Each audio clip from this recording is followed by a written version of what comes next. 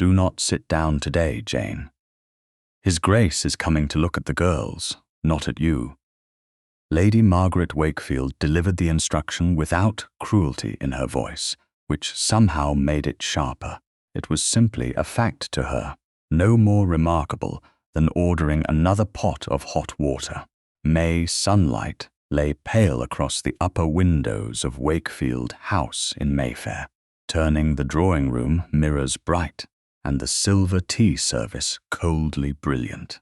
Beyond the open doors, servants moved through the hall with the soft urgency reserved for occasions that everyone pretended were casual. Jane Tallis stood beside a side table with her mother's cornflower-painted porcelain cup between her hands. The cup was too modest for the room. Its blue flowers faded in places, a thin hairline crack running from the rim toward the handle. She had owned finer things once. She had lost most of them after her father's death. This one she had kept, because her mother's fingers had once curled around the same handle. Jane took the last swallow of tea and set it aside before Lady Margaret could notice she had brought something personal downstairs. "Of course, my lady," she said. "Charlotte must be placed nearest the window." Lady Margaret continued, "The light is best there.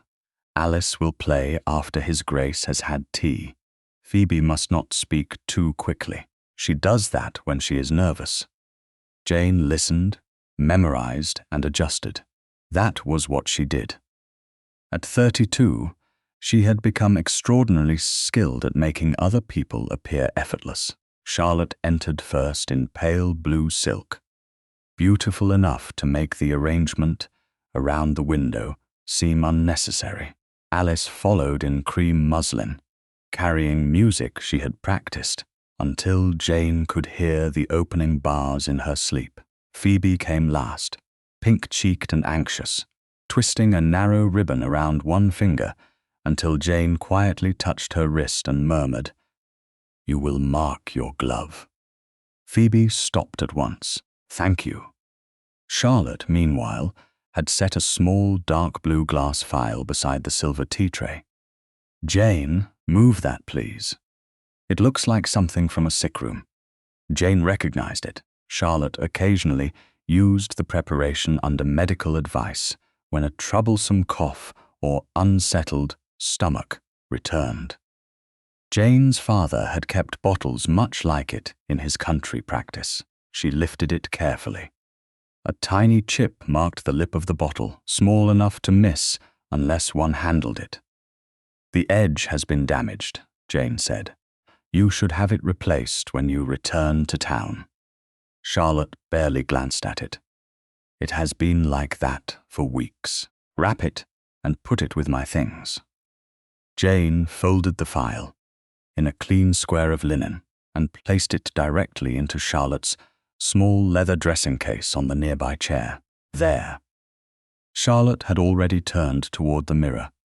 "You always know what to do with unpleasant little things." Jane closed the case without answering. Lady Margaret noticed the silence and gave Jane a look that meant "do not begin." Jane had not intended to. The knocker sounded below. Conversation stopped so completely that Alice's sheet music seemed suddenly loud when it slipped against her fingers. Lady Margaret's posture changed. Charlotte's smile softened into something practiced. Phoebe swallowed. Jane moved behind the tea service. A moment later, the butler announced, "His Grace, the Duke of Corbridge." Henry Massingham entered with none of the uncertainty the room had been preparing itself to exploit. He was 39, tall, formally dressed, and composed in the way of a man who had spent most of his adult life being watched before he had decided whether he wished to be seen. His face was not cold exactly, but restraint had settled into it so completely that warmth seemed like something he would grant deliberately. Lady Margaret crossed the room to receive him. "Your Grace, what a pleasure." Lady Wakefield. His bow was correct. his tone courteous. His gaze moved across Charlotte, Alice, Phoebe, the arrangement of chairs, the open pianoforte, and finally the woman standing behind the tea table. Jane lowered her eyes because companions did not invite the prolonged notice of dukes. She felt it anyway. Lady Margaret began the introductions. Charlotte was praised for elegance and judgment, Alice for music and French, Phoebe for sweetness and good nature. Each accomplishment was offered with the subtle confidence of merchandise never described as merchandise. Henry received every detail with impeccable civility.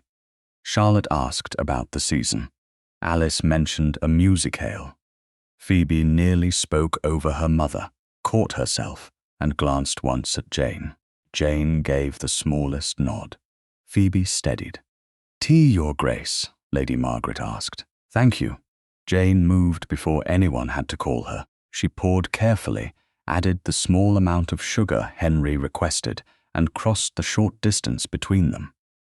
"Your Grace." He reached for the cup. His fingers brushed hers. The contact lasted no longer than courtesy allowed. But Jane felt the slight warmth of his hand against her fingertips before she withdrew. Henry looked at her then, not past her, not through her towards someone more important. Directly at her, Jane's breath caught with such irritation at herself that she immediately looked toward the tray. It was nothing. Hands touched when people passed cups. London would collapse before that became a romantic event.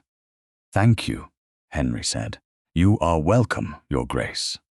Charlotte began speaking at once about a concert she hoped he had attended, and the moment disappeared into civilized conversation. Jane returned to her place. A maid entered quietly to ask whether the second pot should be brought immediately or held until after Alice played. Jane answered in a whisper. A footman had misplaced the lemon plate. She corrected that too.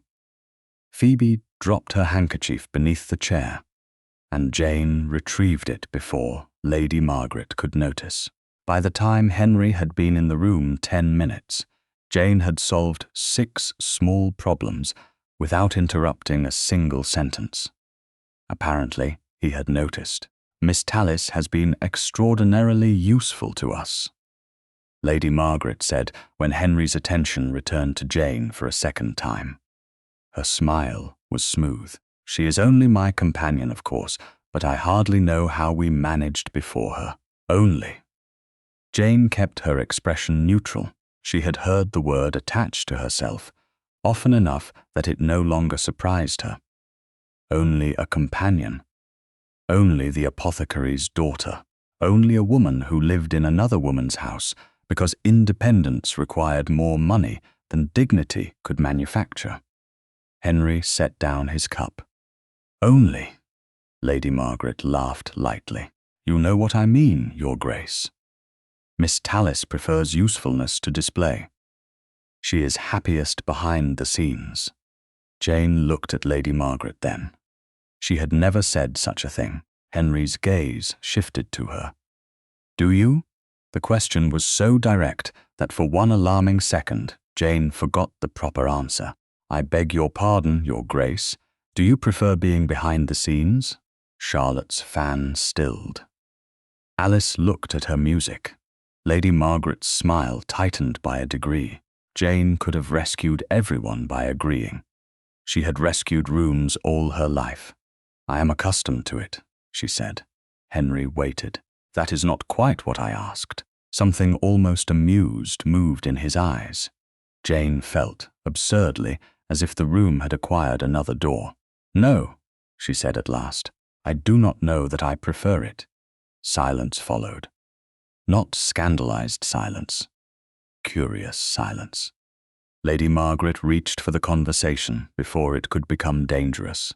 Jane has a talent for making herself indispensable without demanding notice. "Then perhaps notice is overdue," Henry said. Charlotte turned sharply toward him. Jane's pulse gave one unhelpful beat. Lady Margaret recovered first. Your Grace is very kind. I was not speaking of kindness. His tone remained perfectly courteous. He glanced toward Jane again. Mrs. or Miss? Jane knew the question was simple. It did not feel simple. Miss Tallis, Your Grace. Henry inclined his head, as though receiving information that mattered. Then I should like Miss Tallis to remain in the conversation. For the first time that morning, Lady Margaret's smile changed. Lady Margaret recovered so quickly that anyone less observant than Henry might have believed nothing had shifted at all. Then Jane shall remain, she said, with the graciousness of a hostess granting a privilege that had not been hers to withhold. Jane knew the tone. It meant she was expected to understand the correction later, in private, where no duke would be present to complicate matters. She moved half a step from the tea table, neither joining the seated ladies nor retreating again. It was an awkward position, which perhaps explained why Henry seemed determined to make it less so. Miss Wakefield, he said to Charlotte, Lady Margaret tells me you have been much admired this season. Charlotte smiled with immediate confidence. Mamma exaggerates, Your Grace. Only when modesty requires it, Lady Margaret replied. Charlotte laughed. She possessed the kind of beauty that improved when watched. Her pale blue gown made her eyes appear brighter, and every movement had the finish of long practice without looking rehearsed. Jane had helped fasten the tiny hooks at the back of that gown less than an hour earlier. She had also found the missing pearl pin. Charlotte had accused a maid of misplacing, although Charlotte had forgotten it in a jewel case herself. None of that belonged in the room now. The room wanted Charlotte effortless. I have enjoyed the season, Charlotte continued, though one begins to suspect London has only 6 conversations, and all of them occur beneath different chandeliers. Henry's mouth moved slightly. That is more conversations than I would have credited it with. Charlotte brightened. Lady Margaret did, too. You see, Charlotte has always had wit. Has she? Henry asked mildly. Charlotte accepted the challenge with grace. You will have to decide for yourself, Your Grace. Jane looked down before anyone could notice her amusement. Henry noticed. She knew because, when she raised her eyes again, his were already on her. He said nothing. Alice was summoned next, though no one used so vulgar a word as summoned. Lady Margaret merely turned toward the pianoforte and remarked that music would be pleasant. Alice obediently crossed the room. She was 22, gentle where Charlotte was polished, and her fingers trembled as she arranged the pages. Jane saw the second sheet sliding toward the floor. She moved before it fell, caught it by one corner, and placed it back on the stand without interrupting Lady Margaret's praise of Alice's Italian master. Thank you, Alice whispered. Of course. The first notes began. Alice played beautifully once her hands settled. Henry listened with courtesy. Lady Margaret watched Henry listening. Charlotte watched Lady Margaret watching him. Phoebe watched everyone. Jane noticed that the fire had burned too low, that the footman nearest the door had been given contradictory instructions about the second tea tray, and that Phoebe was about to knot the ribbon at her wrist so tightly she would crease her glove. She dealt with all 3 matters quietly. A word to the footman, a glance toward the hearth, a brief touch to Phoebe's sleeve. The room continued to appear effortless. When Alice finished, Henry praised her playing without extravagance. Alice flushed with relief. Phoebe reads poetry, Lady Margaret said. Phoebe looked alarmed enough to make Jane nearly pity her. Mamma, you do, not aloud. Henry looked toward the youngest sister, a sensible distinction. Phoebe blinked, then smiled. I think some poems become less private once people applaud them, and therefore less valuable. Not less valuable, only different. What do you think, Miss Tallis? Lady Margaret's head turned sharply. So did Charlotte's. Jane had been carrying away an empty cup. She stopped. About poetry, Your Grace. About whether being admired changes the thing admired. It was not a question one asked a companion while 3 marriageable sisters sat in a semicircle waiting to be judged. Jane knew that. Henry certainly knew it. Sometimes, she said, a thing can remain itself and still be changed by being watched. How? By becoming conscious of the watcher. And is that always a loss? Jane considered him. No, but it can become a performance. Silence touched the room. Not an uncomfortable silence, a thoughtful one. Henry inclined his head. That is what I suspected. Charlotte laughed softly. Jane has opinions on nearly everything. It is one of the advantages of having her. She remembers what the rest of us forget. Does she? Henry asked. Constantly, Charlotte said. Names, dates, appointments, which aunt cannot bear nutmeg, which cousin is offended by being seated near which other cousin. She is indispensable precisely because she asks for nothing. Jane felt the words before she allowed herself to understand them. Charlotte had not spoken viciously. That was almost worse. She had spoken as one might praise a clock for never requiring sleep. Lady Margaret gave a little approving nod. Jane is very content. Henry did not look at Lady Margaret. He looked at Jane. Are you? There it was again. A direct question where society preferred assumption. Jane could have said yes. The answer would have cost nothing except truth. I am accustomed to little, she said quietly. Charlotte's smile remained in place. Jane continued, because now that the words had begun, stopping would make them sound defensive. Being accustomed to little is not quite the same as wanting nothing. Phoebe lowered her eyes. Alice went still beside the pianoforte. Lady Margaret's fan opened with a precise snap. Henry did not smile this time. His expression altered in a subtler way, as though something had been confirmed. No, he said. I imagine it is not. Jane returned the empty cup to the tray. Her heart was beating faster than the conversation justified. She had not been impertinent.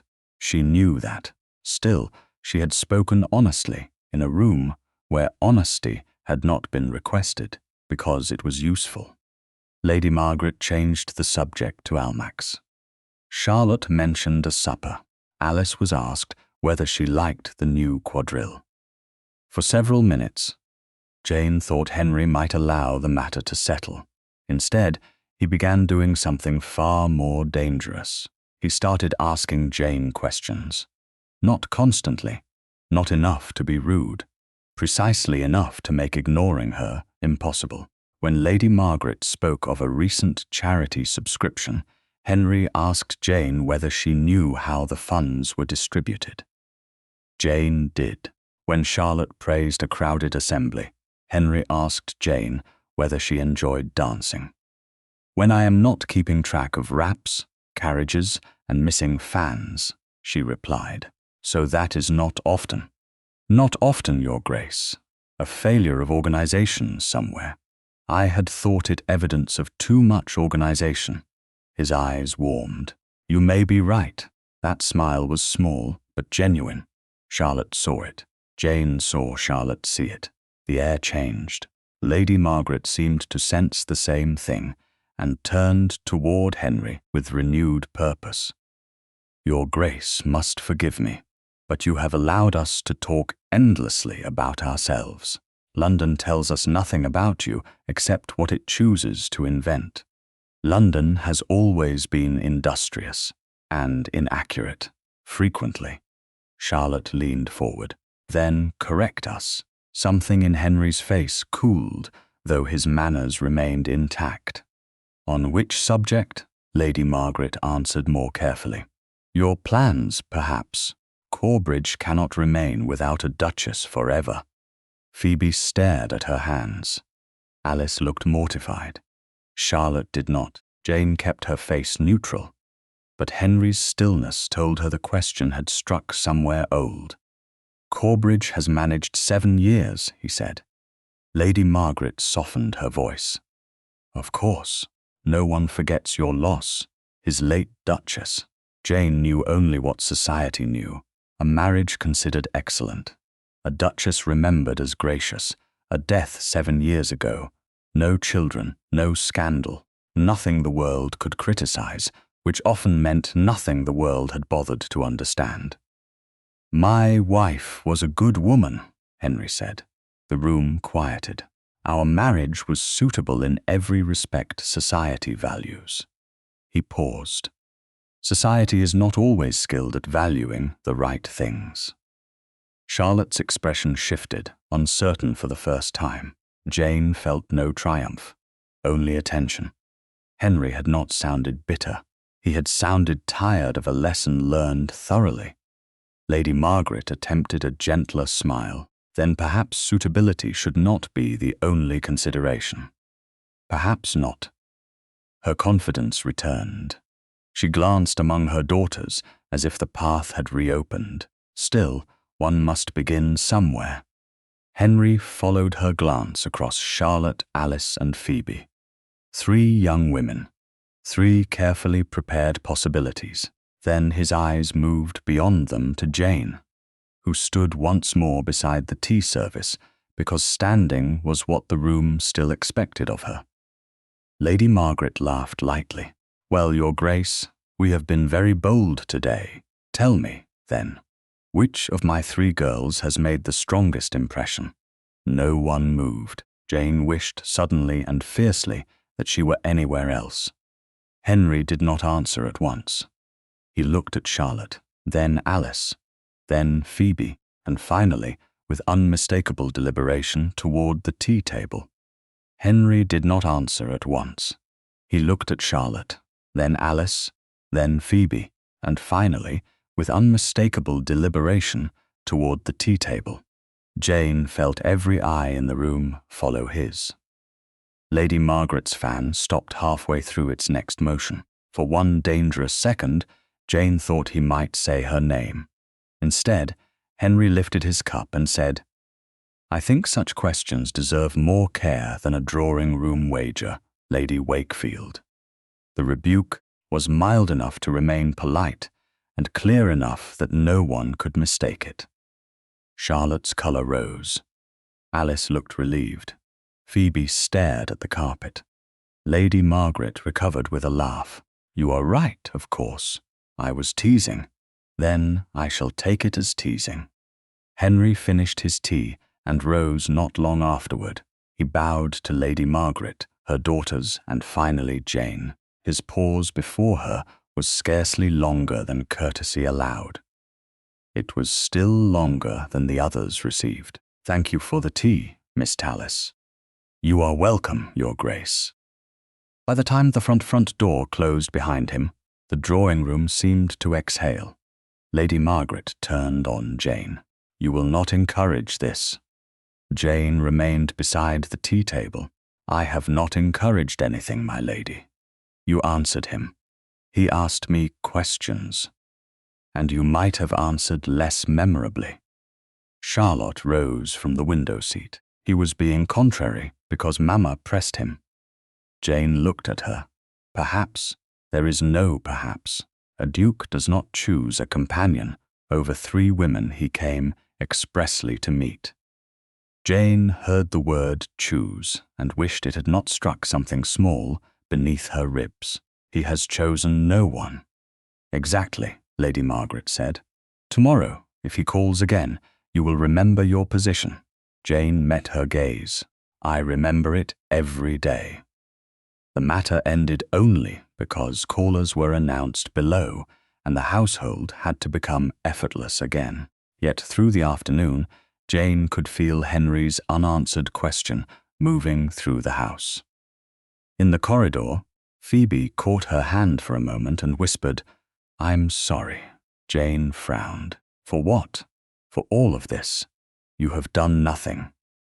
Phoebe glanced toward the drawing room. "That doesn't mean nothing is happening." The next morning, Wakefield House was prepared for another call before Lady Margaret had finished breakfast. The best tea service had been ordered down.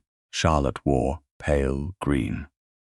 Alice had been told not to practice anything difficult enough to make her nervous. Jane herself had been instructed to remain in the morning room unless summoned. She obeyed. For nearly half an hour, she sorted correspondence at a side desk until the butler entered. "Miss Tallis, my lady asks that you join them." The drawing room felt different when she entered, more formal. Henry stood near the hearth, and beside him sat a silver-haired woman Jane recognized as the Dowager Duchess of Corbridge. Her presence transformed a second social call into something no one could dismiss as accident. Lady Margaret was radiant with controlled expectation. Charlotte sat nearest the Dowager Duchess. Alice and Phoebe occupied the adjoining settee. Jane stopped inside the doorway. Henry's gaze found her immediately. "Miss Tallis, Your Grace." The Dowager Duchess looked Jane over without rudeness and without pretending not to. "So this is Miss Tallis." Lady Margaret laughed. "You make her sound mysterious, Your Grace." "My son mentioned that she had opinions," the Dowager Duchess said. "That is mysterious enough in some drawing rooms." Phoebe hid a smile. Jane inclined her head. "I shall try not to alarm Your Grace." The older woman's eyes sharpened with amusement. "Please do." Lady Margaret gestured for Jane to sit. It was the first time she had done so when the daughters were present. Jane took the chair offered, aware that Henry noticed the novelty. Conversation began with harmless subjects. Henry spoke little. His mother spoke just enough to prevent Lady Margaret from steering matters too quickly. Jane answered when addressed and did not volunteer herself into the center. Still, the center seemed to keep shifting toward her. At last, Lady Margaret set down her cup. "Your Grace was very diplomatic yesterday." Henry glanced at her.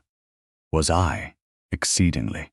But I promised myself I would not tease you again." The Dowager Duchess looked between them. "That sounds ominous." Lady Margaret smiled. "I merely wondered whether a second call has clarified His Grace's impressions." Charlotte sat perfectly straight. Alice folded her hands. Phoebe looked at Jane and quickly away. Henry did not look at the sisters first this time. He looked at Jane. "Yes," he said. Lady Margaret's smile widened. "Then perhaps you will tell us which young lady you wish to know better." Henry placed his cup on the table. "Miss Tallis." The name landed without flourish. That made it more powerful. No one moved. Jane heard the mantel clock, and beyond the doors, the faint clatter of a tray. Lady Margaret's face remained composed, but the color beneath her powder altered. Charlotte went still. "I beg your pardon," Lady Margaret said. "You asked which lady I wished to know better," Henry replied. "My answer is Miss Tallis, but Jane is not." Lady Margaret stopped. Henry's eyes cooled. "Not what?" Jane understood the danger of becoming visible in a room that preferred her useful. "Your Grace," she said, "may I ask you something?" Henry turned toward her. "Of course." Jane kept her hands folded in her lap. "Are you asking because you truly wish to know me, or because you dislike being managed?" Charlotte inhaled sharply. Lady Margaret whispered, "Jane." The Dowager Duchess said nothing. Henry did not look offended. "Both facts may exist," he said. "I dislike being managed, but that is not why I am asking you. You hardly know me. That is precisely the difficulty I am trying to correct." Jane held his gaze. "You met me yesterday." "Yes, and today you are speaking as though the matter is already settled. No, his answer came immediately. I do not want it settled without you. Something in Jane's chest shifted, not surrendered, shifted. Henry continued more quietly. I am not asking for an engagement. I am not asking for a promise. If Miss Tallis will permit me, may I call upon her properly? The room had become so silent that Jane could hear Phoebe breathing. Lady Margaret's plan, Charlotte's beauty, Alice's music, Phoebe's sweetness, Henry's rank, all of it narrowed into one fact. He was waiting for Jane's answer. She had spent years being told what was needed of her before anyone thought to ask what she wanted. One call at a time, she said. Warmth entered Henry's expression. One call at a time. And no assumptions beyond that. None. Jane inclined her head. Then yes, your grace. You may call upon me. Charlotte turned toward the window. Alice stared at Jane, as though seeing her for the first time. Phoebe smiled before remembering not to. Lady Margaret looked at the Dowager Duchess, perhaps hoping another woman of rank would restore order. The older woman merely lifted her cup. How sensible, she said. Courtship is improved when both parties know they are participating. Lady Margaret's mouth tightened. Of course. The Dowager Duchess took another sip. And since the Wakefield party is already expected at Brierston Hall this week, Miss Tallis must come as well. Jane looked at Lady Margaret. Lady Margaret looked at Henry. Henry did not rescue Jane from the decision by speaking for her. He waited. Jane understood the gesture. So did Lady Margaret. Naturally, Lady Margaret said, Jane will accompany us. Henry's gaze remained on Jane. If she wishes to, the answer belonged to her again. Jane felt the strangeness of that freedom and beneath it, the first quiet spark of pleasure. I do, she said, by the time the Wakefield carriage crossed the last rise before Brierstone Hall. Jane had begun to suspect that choosing to come had been considerably easier than arriving. The journey from London had taken several hours, long enough for Lady Margaret to maintain a silence so polished that it became more exhausting than reproach. Charlotte had spent most of the road looking through the carriage window. Alice had attempted twice to begin conversation and abandoned both efforts. Phoebe, seated opposite Jane, had finally given her a small, apologetic smile somewhere beyond Bromley, and then pretended great interest in the hedgerows. Jane had brought only what belonged to her, a modest trunk, a smaller case of books and correspondence materials, her mother's cornflower-painted cup wrapped carefully among linen, so that the old hairline crack would not widen on the road. Lady Margaret's servants had packed the sisters' larger luggage separately, including Charlotte's leather dressing case. Jane had seen it loaded that morning and remembered, without particular reason, the dark blue medicine phial she had wrapped inside it 2 days earlier. Brierstone appeared beyond an avenue of old trees, pale stone rising above broad lawns and late spring green. It was grand without seeming designed to announce its own importance. Jane found that distinction unexpectedly soothing. Remember, Lady Margaret said as the carriage slowed, speaking to all 4 women, but looking at Jane, we are guests. Jane met her gaze. I had not forgotten. Charlotte's mouth tightened. Some people may need reminding of what kind. Before Jane could answer, the carriage door opened. A footman lowered the steps. Henry stood several yards away beside the entrance with the Dowager Duchess, receiving the arriving party. Lady Margaret descended first, then Charlotte and Alice. When Jane's turn came, Henry stepped forward. Offering his hand to assist a lady from a carriage was ordinary courtesy. Jane knew that. She placed her gloved fingers lightly against his and descended. He released her the instant both her feet were secure on the gravel. Nothing lingered. Still, his attention did. "Miss Tallis." "Your Grace." "I am glad you came." The words were quiet enough not to become an announcement. Jane glanced toward Lady Margaret before she could stop herself. Henry noticed. "As my guest," he added more clearly. Lady Margaret turned. Henry continued with perfect calm. "All of you are guests at Briarstone, of course. I hope you will consider the house yours while you are here." Then his gaze returned to Jane. "That includes Miss Tallis." The distinction was small and unmistakable. Jane felt Lady Margaret absorb it. "His Grace is very generous," Lady Margaret said. "Jane is accustomed to helping me wherever we go." "Then I hope she will also become accustomed to being helped, occasionally."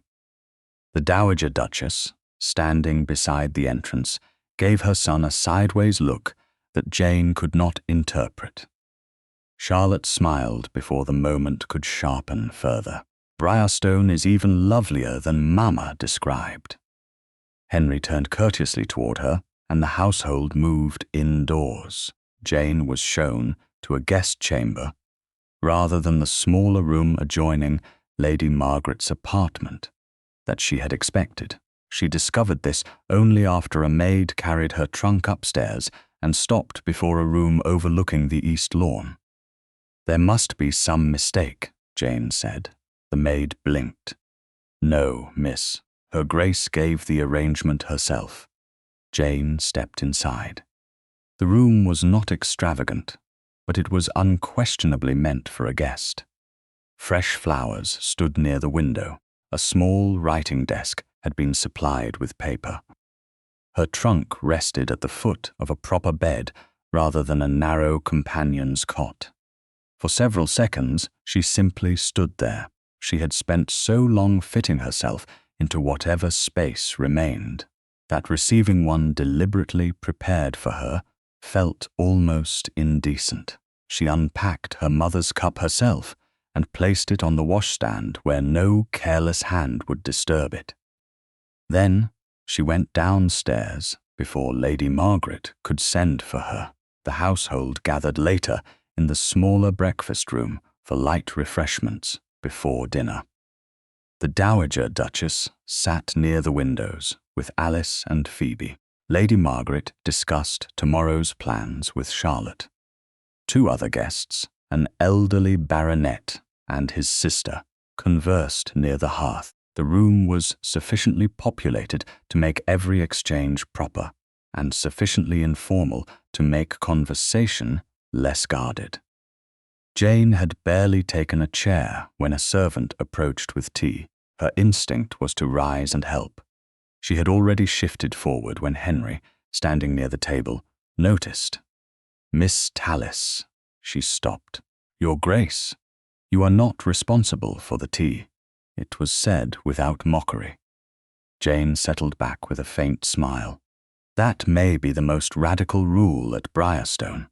Then I shall have it, written into the household book. Your housekeeper may revolt. She has survived worse innovations." The servant placed the pot down. Henry, perhaps because he had already committed himself to rebellion, reached for it before the man could pour.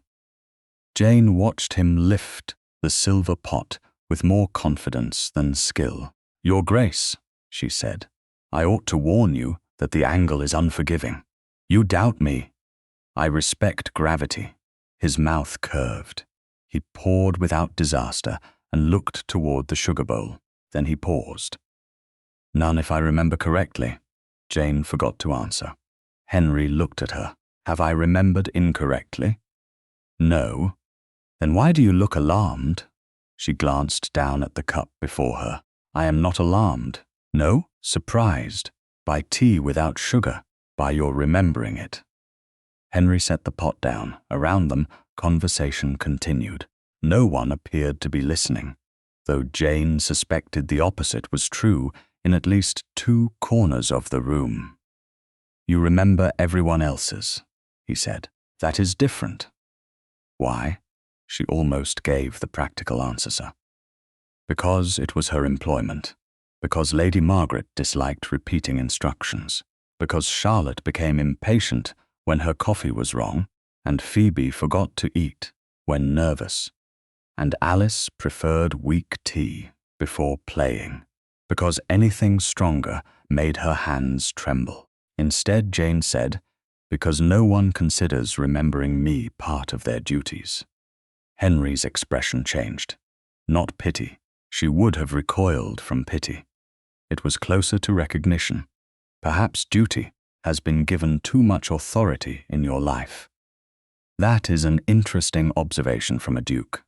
We are bred on duty, and yet you sound suspicious of it.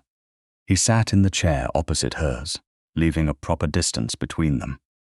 I am suspicious of anything praised so highly that no one asks what it costs. Jane looked at him more closely. The remark did not sound theoretical. Your first marriage, she asked, then immediately regretted the boldness. Forgive me, that was impertinent. It was direct. Those are not always different things. Today they may be. He was quiet for a moment. When he spoke again, his voice had lost the dry edge that usually guarded it. My wife was a good woman. Jane said nothing. We were never enemies. There was no cruelty, no betrayal, nothing dramatic enough for society to gossip over. His eyes moved briefly toward the windows. Our families considered us exceptionally well matched. Temperament, rank, estates, expectations, every sensible consideration was satisfied. Except, Henry looked back at her, except that sensible considerations do not necessarily teach two people how to be close. Jane felt the truth of it before she understood why it affected her. I am sorry. So am I, for both of us. There was no self-indulgence in the words, only an old regret carried carefully. After she died, everyone spoke of how fortunate the marriage had been. He gave a small, humorless smile. It is strange to hear strangers congratulate the dead on a happiness they never asked about while she was alive. Jane tightened her fingers around her saucer. Perhaps that is why you dislike being presented with suitability now. That is part of it. And the rest, his gaze held hers. The rest is that I would prefer, if I marry again, to know the woman before the world informs me why she is perfect. Jane felt warmth rise beneath her skin. She could not mistake the meaning entirely, but neither would she give it more weight than he had. One call at a time, she reminded him. The old restraint returned to his face, softened now by something almost warm. One call at a time. Across the room, Charlotte had stopped speaking to Lady Margaret. Jane noticed only because Lady Margaret's answer came too slowly. Charlotte was watching them. Not Henry alone. Both of them. Later, as the women rose to prepare for dinner, Jane paused near the doorway to allow the Dowager Duchess to pass. Behind her, Charlotte caught Lady Margaret's arm. Her voice was low, but the room had gone briefly quiet. He remembers how she takes tea. Lady Margaret looked toward Jane, then toward her son's host standing across the room. For the first time since Henry had spoken Jane's name in London, Lady Margaret did not look offended. She looked afraid. The next morning, Jane discovered that being watched openly was less exhausting than being watched in secret. At breakfast, Lady Margaret barely addressed her, yet Jane felt every silence arranged around her. Charlotte spoke brightly to the Dowager Duchess about a drive planned for later in the day. Alice asked whether the pianoforte in the blue drawing room might be used before luncheon. Phoebe ate very little and looked once toward Jane with a question she did not ask. Henry was courteous to everyone and conspicuously ordinary with Jane, which was perhaps the kindest thing he could have done. He did not seek her out across the table. He did not force conversation toward her merely to prove a point. Yet, when their eyes met, there was recognition in his expression, steady and private, as though the conversation of the previous evening had not been forgotten simply because others were present. By late morning, the party had divided according to inclination. Charlotte and Alice accompanied Lady Margaret to inspect the orangery. Phoebe remained with the Dowager Duchess over correspondence. Jane had intended to use the quiet hour to answer 2 letters for Lady Margaret. But the older Duchess dismissed the task with a glance. "Your employer can survive an hour without your hand, Miss Tallis." Jane almost smiled. "She may disagree, Your Grace. Then she will enjoy the novelty." Henry, who had been standing near the open French doors, said, "The south terrace is tolerable before the wind changes." His mother did not look up from Phoebe's letter. How fortunate that Miss Tallis enjoys tolerable things. Jane understood the invitation and the chaperonage within it. The French doors remained open. The Dowager Duchess and Phoebe would be visible from nearly every point along the terrace. There could be no reasonable objection that did not prevent Jane from feeling as if she were stepping into something far less simple than a walk. Outside, the stone balustrade held the warmth of the late morning sun. Beyond it, Briarstone's lawns descended toward a line of beech trees and a distant strip of meadow. Henry kept an easy distance beside her. He did not offer his arm. Jane appreciated that he seemed to understand how quickly assistance could become announcement. "You are quieter today," he said. "I had not realized I was noisy yesterday." "You were not." "Then I am being compared to myself. A dangerous standard." She looked at him. "You may find I am inconsistent." "I would find consistency in every circumstance alarming." Spoken like a man who has escaped too many well-managed drawing rooms, more than one. She smiled despite herself. They walked several yards before Henry said, "May I ask about your father?" Jane's steps slowed. The question was not unwelcome, only unexpected. "You may. You said yesterday that he practiced in the country." "Yes." "He was a surgeon apothecary in Sussex." "And you assisted him?" "Not as a practitioner." She glanced toward the open doors. "I learned what any child learns when raised among bottles, ledgers, anxious families, and a father who believed ignorance became dangerous when it was treated as refinement." Henry's mouth shifted. "He sounds formidable." He was gentle. The answer came too quickly, and Jane heard the old tenderness in it, which is not the same as weak. He never shouted at frightened people. He thought fear made most people less intelligent, not more obedient. "I should have liked him." "You might have argued with him." "Then I should certainly have liked him." Jane laughed softly. Henry looked toward her, and for an instant she remembered Charlotte's words from the previous evening. "He remembers how she takes tea." It should not have mattered. It did. "After he died," Jane continued, "there was very little money. Enough to keep me respectable, not enough to keep me independent." "So you became Lady Margaret's companion." "Eventually." "Was that what you wanted?" The question struck closer than she expected. Jane looked out across the lawns. Want is an ambitious word when one is calculating rent. Henry did not offer pity. He waited. She went on, because his silence did not demand anything from her. A companion's position is respectable. That matters. One is received above the servants, but not entirely among the family. One knows the household intimately without ever quite belonging to it. And one is expected to be useful, constantly, but never inconvenient. Jane gave him a brief look. "You have been observing." "I have been listening." That answer reached her more deeply than praise would have. She turned toward the balustrade and rested one hand lightly upon the sun-warmed stone. A companion becomes very good at knowing what everyone needs before they are forced to ask. Lady Margaret prefers her letters answered before noon. Alice plays better if she has eaten something first. Phoebe worries at ribbons when she is anxious. Charlotte dislikes anyone noticing when she is uncertain. And what does Miss Tallis need? Jane almost answered automatically. Nothing. The word rose with perfect obedience and stopped behind her teeth. Henry waited.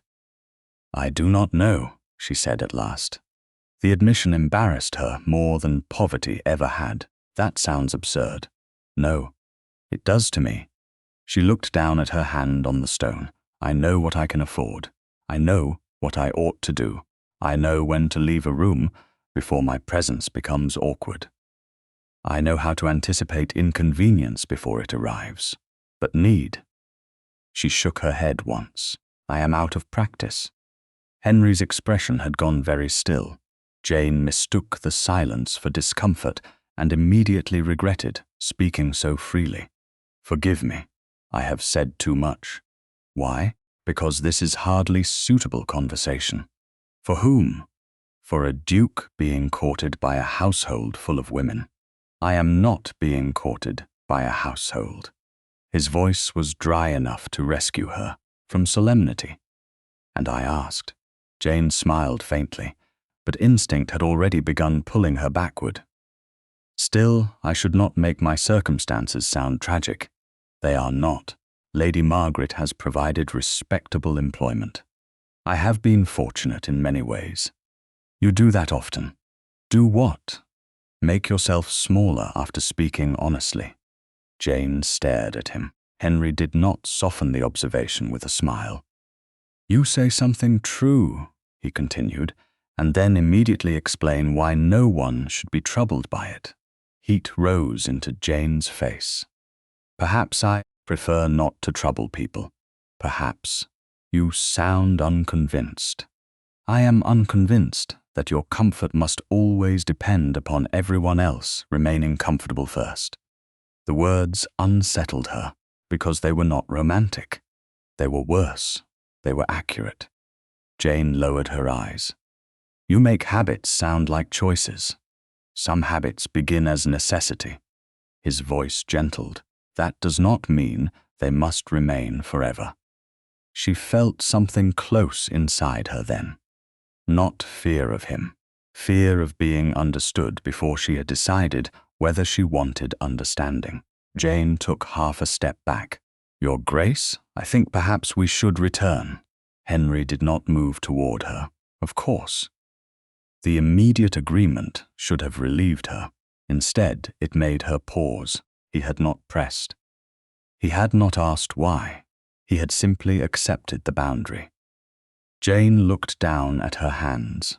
One glove was slightly twisted at the wrist where she had caught it against the stone. She began to straighten it and realized her fingers were trembling, not from distress exactly, but from the effort of remaining composed. While someone spoke to the part of her, she kept carefully, unemployed. Henry noticed. His gaze dropped to her hand and returned to her face. May I? Jane's breath caught. He had not touched her. His right hand rested loosely at his side. The question itself created the space in which she could refuse. She knew what he meant. She also knew the Dowager Duchess and Phoebe remained visible through the open French doors. Nothing about the moment was hidden. Nothing had been taken. Jane looked at his hand, then at him. Yes, only then did Henry move. He placed his hand gently over hers, where it rested against the balustrade. No pressure, no possessive curl of his fingers. Just warmth through the thin fabric of her glove. Jane could have withdrawn. She did not. For several seconds neither spoke. The terrace, the house, the entire complicated hierarchy of Briarstone seemed to recede behind the astonishing simplicity of being touched only after being asked. Henry's thumb did not move. His hand remained still. Jane found that stillness more intimate than any gallantry. "I do not know what I need," she said quietly. "You do not have to know today." She looked at him. "You are very patient for a man society calls difficult. Society has poor standards of evidence." A laugh escaped her before she could stop it. His eyes warmed. Jane let her hand remain beneath his for one heartbeat longer, then turned it slightly. Henry understood and lifted his hand at once. The absence of pressure was as clear as the touch had been. They began walking back toward the French doors. At the threshold, Charlotte stood just inside the drawing room. She must have returned from the orangery without Jane hearing. Her face was composed, but her gaze dropped once to Jane's hand before rising again. "Jane," she said lightly, "I have been looking for you." Jane stopped. "Is something wrong?" "Nothing at all." Charlotte smiled. "I only wondered whether you told His Grace about your father's medicines." The question was casual, too casual. Jane felt Henry glance toward her, but he said nothing. "I told him my father was a surgeon apothecary," Jane replied. Charlotte's smile remained. "How interesting." Then she turned away. Jane watched her go, a small uneasiness gathering where the warmth of Henry's hand had been only moments before. Charlotte's question remained with Jane long after the woman herself had walked away. It was not the words that unsettled her. There was nothing improper in asking whether Henry knew about her father's profession. What lingered was the carelessness with which Charlotte had asked, as though the answer mattered. For reasons Jane had not yet been invited to understand. By the following morning, Briarstone had returned to outward ease. The weather was mild enough for breakfast to be laid beneath the covered south terrace, where the stone floor remained cool and the lawn beyond shone beneath a pale May sun. Lady Margaret had declared that the Wakefield household was accustomed to taking tea in a particular manner and had therefore suggested, with elaborate politeness, that Jane supervise the service. The Briarstone servants required no such assistance. Jane knew it. The housekeeper knew it. Even Lady Margaret knew it. Still, the old machinery of usefulness had begun turning again, and Jane found herself checking cups, napkins, cream, hot water, and the second pot before most of the guests appeared. Upstairs, Charlotte's maid opened her mistress's leather dressing case to lay out the things required for the morning: gloves, a handkerchief, a small scent bottle. Beneath a folded square of linen lay the dark blue apothecary phial Jane had wrapped in London. The tiny chip at its lip was unchanged. The maid lifted it carefully. "Will you need this today, miss?" Charlotte, seated before the mirror while her hair was arranged, looked at the bottle. "Give it to me." The maid obeyed. Charlotte turned the phial once between her fingers, then closed her hand around it. "And say nothing about it unless I ask." The maid hesitated only long enough to make the silence visible. "Yes, miss." Downstairs, Jane was moving the silver kettle away from the edge of the service table when Henry entered the terrace from the breakfast room. He had abandoned the severity of formal London dress for the quieter elegance of a country morning. Though there was still nothing careless about him. "Miss Tallis, Your Grace." His gaze moved over the arrangement before her. "You have been conscripted. Lady Margaret prefers consistency. Briarstone's housekeeper may consider that an insult. I have already apologized to her with my eyes."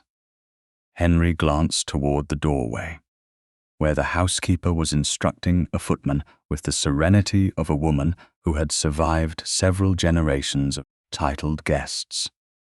"Did she forgive you? I believe she has postponed judgment." Wise woman. Jane reached for the teapot as a servant brought fresh hot water. Henry reached at the same time, then stopped before touching it.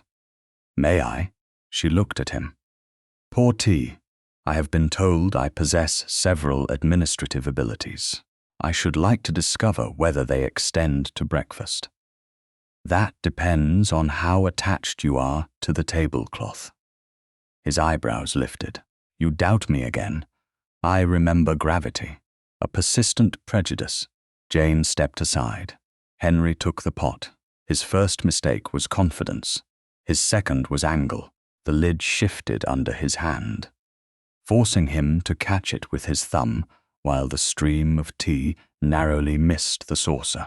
He corrected too quickly and sent a small splash across the silver tray instead. Nothing was damaged. No one was scalded. Yet the expression on his face was so grave that Jane stared at him for 1 second before laughter escaped her. It was not the quiet, polite laugh she used in drawing rooms. It came freely, warm and surprised, and once it began, she could not stop it immediately. Henry set the pot down with exaggerated care. I am relieved my humiliation has provided some value. Jane pressed her lips together, failing entirely. Forgive me. I don't think you mean that. Not entirely. Good. His own smile appeared then, unguarded enough to alter him. I was beginning to suspect you had invented that laugh merely to mislead me. Jane shook her head. You are very dangerous with domestic equipment, Your Grace. Then I shall require supervision. That sounds suspiciously like an excuse. It is possible. I am learning from Lady Margaret. The comparison nearly started her laughing again. This time Jane caught herself, but not before Henry saw it.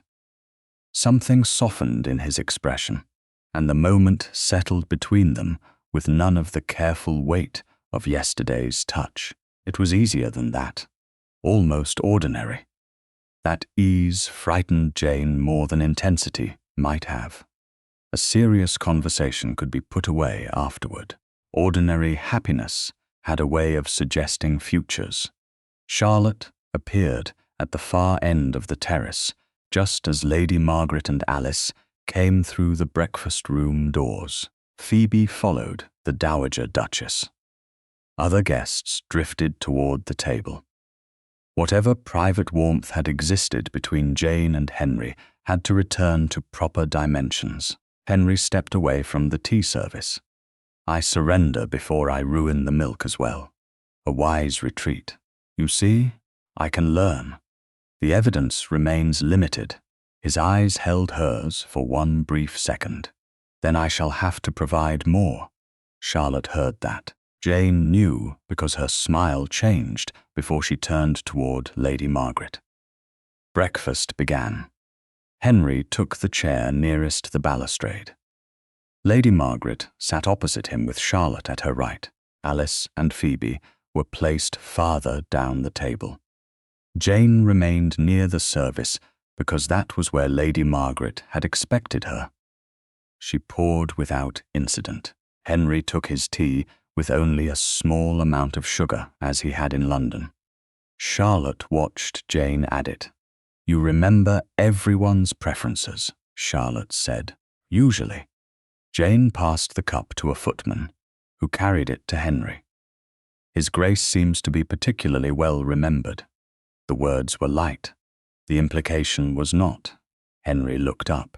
Miss Tallis has had fewer opportunities to forget me than I have had to deserve remembrance. Charlotte smiled. How modest. How accurate.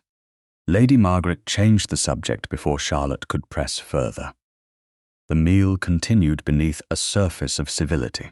Halfway through, a servant approached Jane and murmured that the second kettle had not yet been brought from the breakfast room. Several cups were waiting. Jane glanced toward the service. Henry's cup was empty beside his plate. He had set it near the edge of the table while speaking to the Dowager Duchess. I shall see to it, Jane said. The servant began to protest that he could go himself, but Lady Margaret had already heard. "Jane, if you please." The old command required no explanation. Jane inclined her head and stepped inside. The breakfast room stood only a short distance beyond the terrace doors. She found the hot water delayed because one of the junior servants had misunderstood which kettle was to be sent. Jane corrected the matter quickly. It should have taken less than 2 minutes. On the terrace, Charlotte rose from her chair. "My handkerchief." She said to no one in particular, glancing toward the place where she had earlier left her reticule, near a side chair. The movement gave her a perfectly ordinary reason to cross behind Henry. A footman carrying fresh plates saw her pause beside the Duke's empty cup. He thought she was moving it away from her sleeve. He looked down again before etiquette could turn observation into staring. Charlotte's hand closed briefly near the rim. The dark blue phial remained concealed within her palm. By the time Jane returned carrying the instruction that the fresh kettle would follow immediately, Charlotte was seated again. Her reticule rested in her lap. Jane resumed her place. The kettle arrived. She refreshed the pot, checked the strength, and poured. Henry had turned toward her before she reached for his cup. "Will you trust me with another attempt?" he asked. Jane glanced at the small stain he had left earlier on the silver tray. "Not while witnesses remain." Cruel, prudent. She lifted his cup, poured the tea, added the small measure of sugar he preferred, and carried it the short distance herself, because the footman nearest her was occupied. "Your Grace." "Miss Tallis." He accepted it without touching her hand this time, and Jane was grateful for the small discipline of that restraint. Across the table, Charlotte watched. Henry raised the cup. Jane had already turned back toward the service when he drank. Henry raised the cup. Jane had already turned back toward the service when he drank. For several minutes, nothing changed. The breakfast conversation moved on to a proposed drive. After luncheon, the Dowager Duchess challenged the elderly baronet on some point concerning road improvements, and Phoebe finally ate half a slice of toast under Alice's quiet encouragement. Jane continued pouring tea, answering servants, and pretending she was not aware of Charlotte's gaze, passing over her whenever Henry spoke. Then Henry stopped in the middle of a sentence. Jane heard the silence before she saw him. He had set his cup down with unusual care. One hand rested flat against the table. The color had left his face. "Your Grace," the Dowager Duchess said. Henry drew a slow breath. "I'm suddenly unwell." The words were controlled, but the strain beneath them changed the terrace at once. Chairs shifted. Lady Margaret rose. Charlotte did not. Jane stepped away from the tea service, then stopped herself before instinct carried her directly to Henry's side. He was not alone. His mother was already beside him, and a footman had moved forward. "The breakfast room," Henry said quietly. "I need a moment." He tried to stand and managed it, though the effort tightened his mouth. The Dowager Duchess took his arm without ceremony. Jane saw him swallow hard, then turn away as another wave of sickness struck. No one laughed now about ruined tea. Within moments, Henry was inside. The remaining guests were being ushered from the terrace, and Briarstone's calm efficiency had replaced conversation.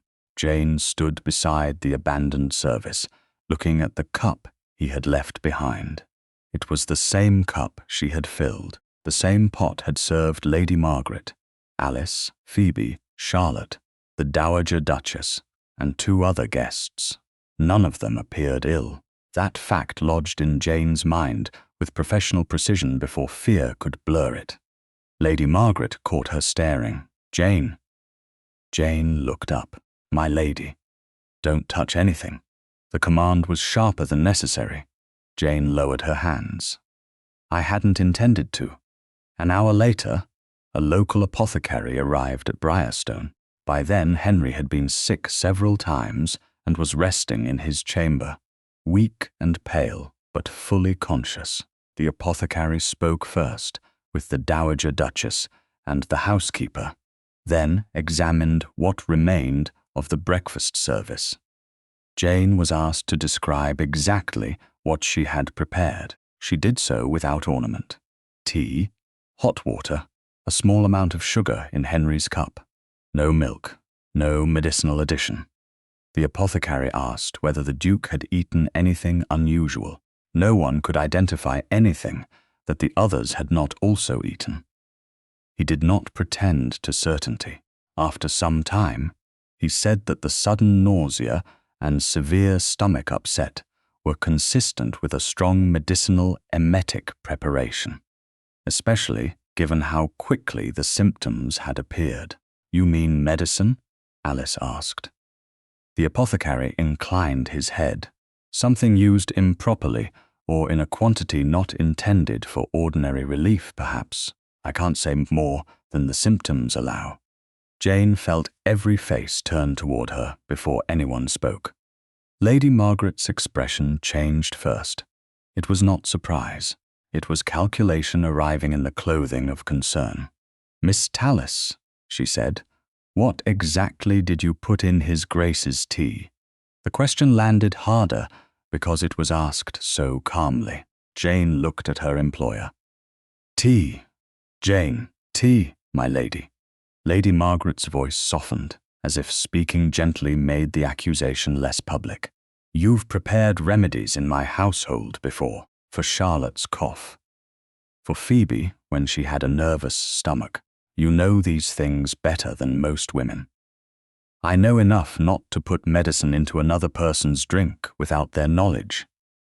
Charlotte lowered her eyes. Phoebe looked from her mother to Jane in alarm. Mama, that isn't fair. I'm asking a question. You're suggesting an answer, Jane said. Lady Margaret's face hardened. Your father was an apothecary. A surgeon apothecary. Jane's voice remained steady, and his profession taught me that knowledge isn't guilt. The Dowager Duchess, who had been standing near the terrace doors, turned sharply as footsteps sounded behind her. Henry had come down from his room against advice, supported only by one hand on the doorframe. He looked exhausted. His face was still pale, and the effort of standing was obvious. Henry, his mother said, you should be in bed, in a moment. His gaze moved first to Jane, then to Lady Margaret. What's being said? No one answered quickly enough. Jane would not hide it from him. Lady Margaret asked whether I put something medicinal in your tea. Henry's expression became very still. Did you? The question should have hurt. Instead, Jane heard what it was, direct, not accusing. She answered just as directly, no. Henry did not look away from her. Then Miss Tallis didn't knowingly harm me. Lady Margaret inhaled. Your Grace, surely none of us can know that yet. I know what she's told me. Belief isn't proof. Jane felt the truth of that sentence even while resenting its use. Henry looked toward the table where his unfinished cup still stood apart from the others. Then let's begin with what can be proved. The apothecary stepped forward. Your Grace, I'd strongly prefer you sit. Henry did, taking the nearest chair. He closed his eyes briefly, then opened them again. Several people drank the tea, Jane answered. Yes? From the same pot? Yes. And no one else is ill? The Dowager Duchess said. No. Henry looked toward the apothecary. Then, if you're correct about an emetic preparation, it was less likely placed in the pot than in something intended for me alone.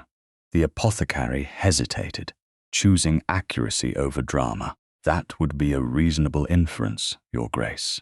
Not proof, an inference. Jane looked at Henry's cup. So did everyone else. The entire accusation had shifted by inches, not vanished, shifted. She had poured the cup, which still left her within the circle of suspicion. But now the question was no longer what Jane had done to the tea. It was who had access to Henry's individual cup. Lady Margaret seemed to recognize the same danger. "This is becoming unpleasant speculation," she said. "Perhaps it'd be wiser for everyone to retire until His Grace has recovered." "Yes," Henry said. "Everyone except the people necessary to preserve what happened here accurately." His eyes returned to Jane. There was no tenderness in the look, because tenderness would have been wrong in that moment.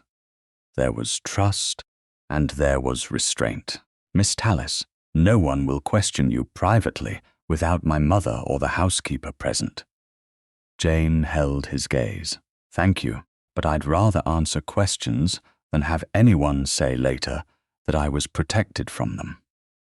Something like approval flickered across his tired face. "Then you shall answer them." He allowed the apothecary and his mother to take him back inside. Jane remained on the terrace while the housekeeper ordered the cups, left exactly where they were, until she had recorded who had sat where and which servants had carried what. Charlotte rose without speaking. Her face was composed, but the hand holding her reticule had tightened until the knuckles showed pale beneath her glove. Much later, behind the closed door of Charlotte's chamber, her maid opened the leather dressing case to put away a handkerchief and found the dark blue apothecary phial beneath a fold of linen. She lifted it toward the window. The tiny chip at the lip was unchanged. The bottle itself was nearly empty. "Miss?" Charlotte turned from the mirror. Her eyes went immediately to the maid's hand. "What are you doing with that?" "I was putting away your things. There's hardly anything left." For 1 second, Charlotte said nothing. Then she crossed the room, took the bottle, and wrapped it in the linen Jane had used in London. She pressed the small bundle back into the maid's hand. "Throw it away." The maid stared at her. "Miss," Charlotte's voice dropped. "You heard me." Charlotte's maid did not throw the bottle away. She carried the linen-wrapped bundle as far as the servants' corridor, then stopped beneath a narrow window where the morning light fell across her hands. For nearly a minute, she stood motionless. The order had been simple. The consequences were not. She had served Charlotte long enough to understand the difference between protecting a mistress from embarrassment and becoming responsible for destroying something after a duke had fallen mysteriously ill.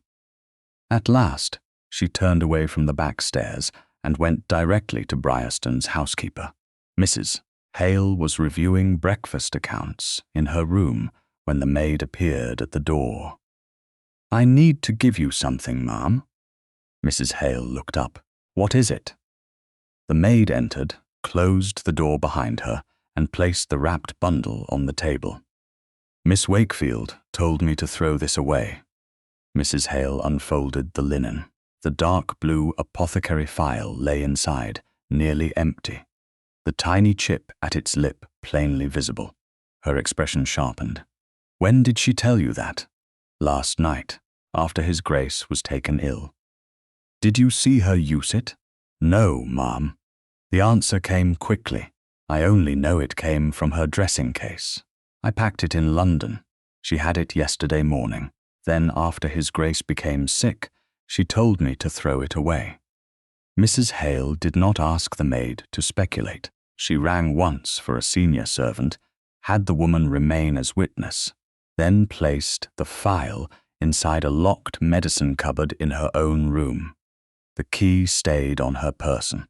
"You did correctly," she told the maid. "You are not to discuss this in the servants' hall. If His Grace or Her Grace asks, you will tell them exactly what you have told me.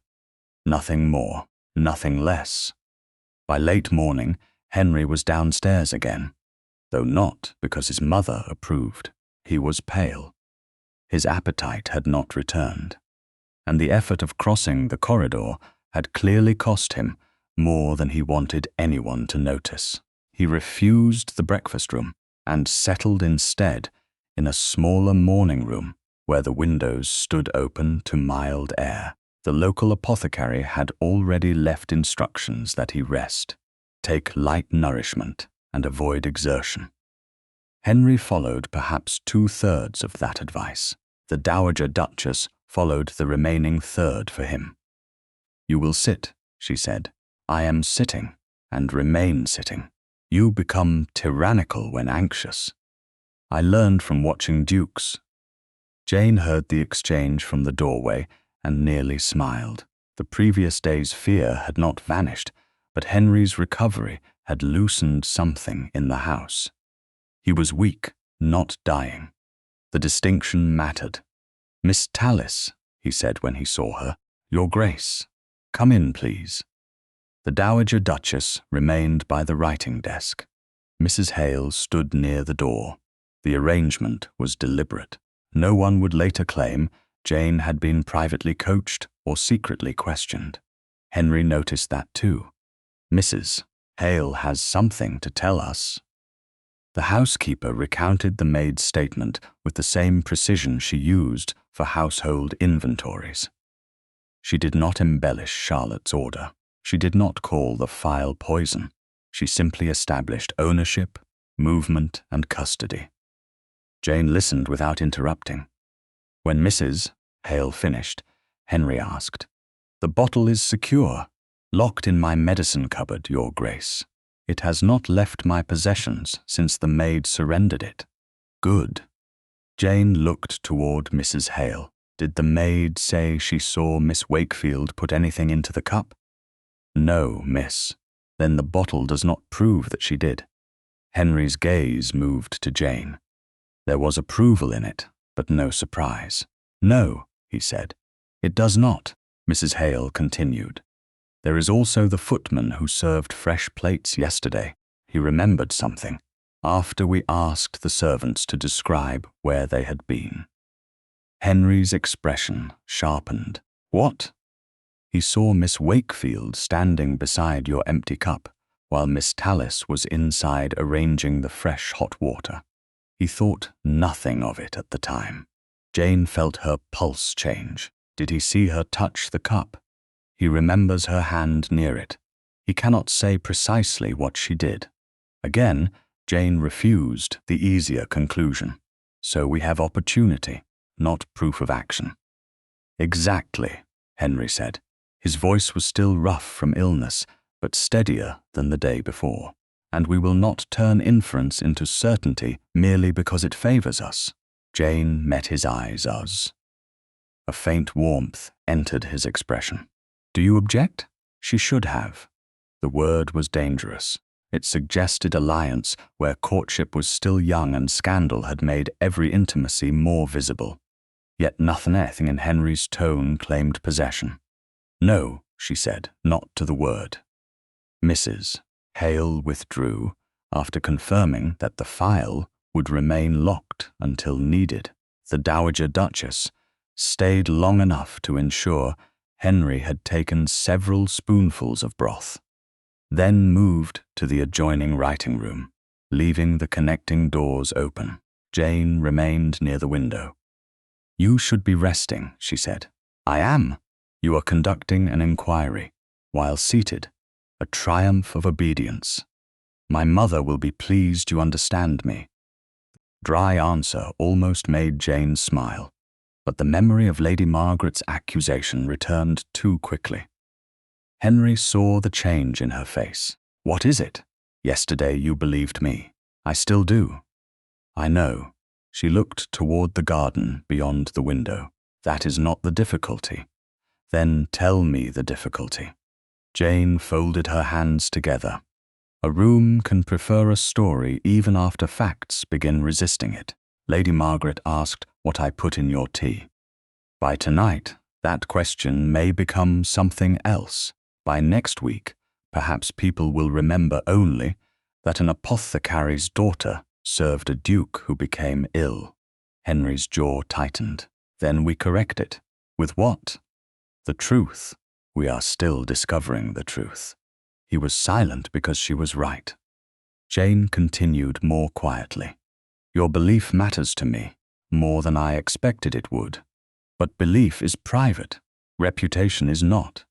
Henry looked at her for a long moment. Then he extended one hand, palm upward, resting it between them, rather than reaching across the distance. May I? The question was familiar now, but the moment was not. Yesterday he had asked before touching her hand on the terrace. Today there was no surprise in the gesture. There was choice. Jane looked at his offered hand. Henry did not move closer. He waited. She crossed the small distance herself and placed her fingers in his palm. His hand closed gently around hers, not tightly. Not as reassurance imposed upon her, simply enough that she could feel his warmth and the lingering weakness in the slight coolness of his skin. They remained that way without speaking. Jane had expected comfort to make her feel dependent. Instead, it made her feel steadier. Henry's thumb stayed still. He did not turn the gesture into something more intimate than she had agreed to. I know you believe me, Jane said at last. I do. I do not yet know whether belief will be enough when the room prefers a story. His fingers tightened almost imperceptibly, then relaxed. Then I must deserve more than your gratitude. Jane looked at him. What do you mean? I do not want you grateful to me. I want your trust, if I can deserve it. The words struck more deeply than gallantry could have. Jane's hand remained in his.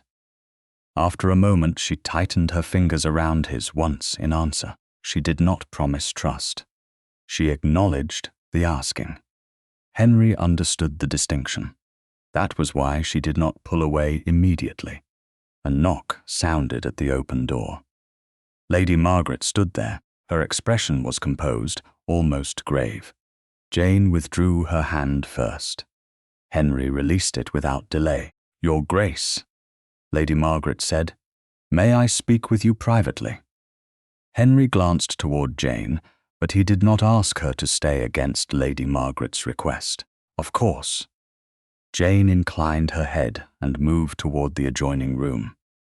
She had nearly crossed the threshold when Lady Margaret spoke again, her voice lower now. There are 3 young women whose futures need not be ruined over one terrible mistake. Jane stopped without turning.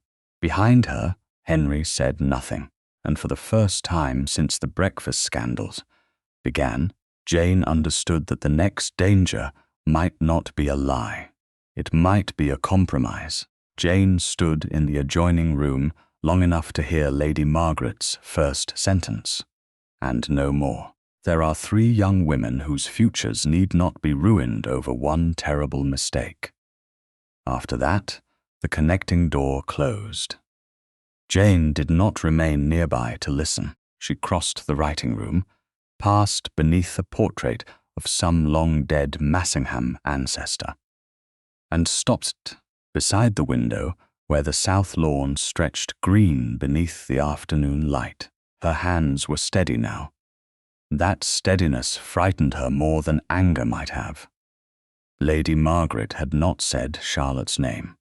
She had not confessed anything, yet the plea itself revealed enough. A woman who believed Jane guilty would not be asking Henry to spare 3 daughters. She would be asking him to condemn Jane. The shape of the truth had changed. Jane no longer stood alone beneath suspicion. Charlotte stood somewhere inside it, now, perhaps, at the center. The question was what Henry would do with that knowledge. Nearly half an hour passed before the door opened. Henry entered, without Lady Margaret. He looked stronger than he had that morning, though the color had not fully returned to his face. He closed the door behind him, but left the one to the corridor open. preserving propriety without making a performance of it. Jane remained by the window. Is she gone? Yes. And? Henry did not answer immediately. That was the first warning. Jane turned fully toward him. What did Lady Margaret ask you to do? She believes there is a way to prevent wider harm. That is not what I asked. Henry's jaw tightened. She proposed that Charlotte, Alice, and Phoebe withdraw from the season and return quietly to the country. Jane waited. In exchange for what? For allowing what happened here to remain described publicly as an unfortunate domestic misunderstanding. The words landed with astonishing softness. Jane looked at him. You mean no one would say I was innocent? Jane, is that what she proposed? Yes. And what did you say? Henry looked away for the first time. That answered before his voice did. I agreed in principle. Something inside Jane became very still. Before speaking to me, yes, he did not defend himself quickly, which almost made the wound worse. Why?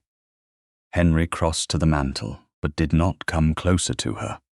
Because Alice and Phoebe have done nothing. Because if this becomes a full public scandal, they will suffer for Charlotte's actions. Their prospects, their social standing, perhaps their entire futures in London could be damaged by association. So mine may be. No, that is exactly what you have offered. I never intended that. Jane gave a short, disbelieving breath.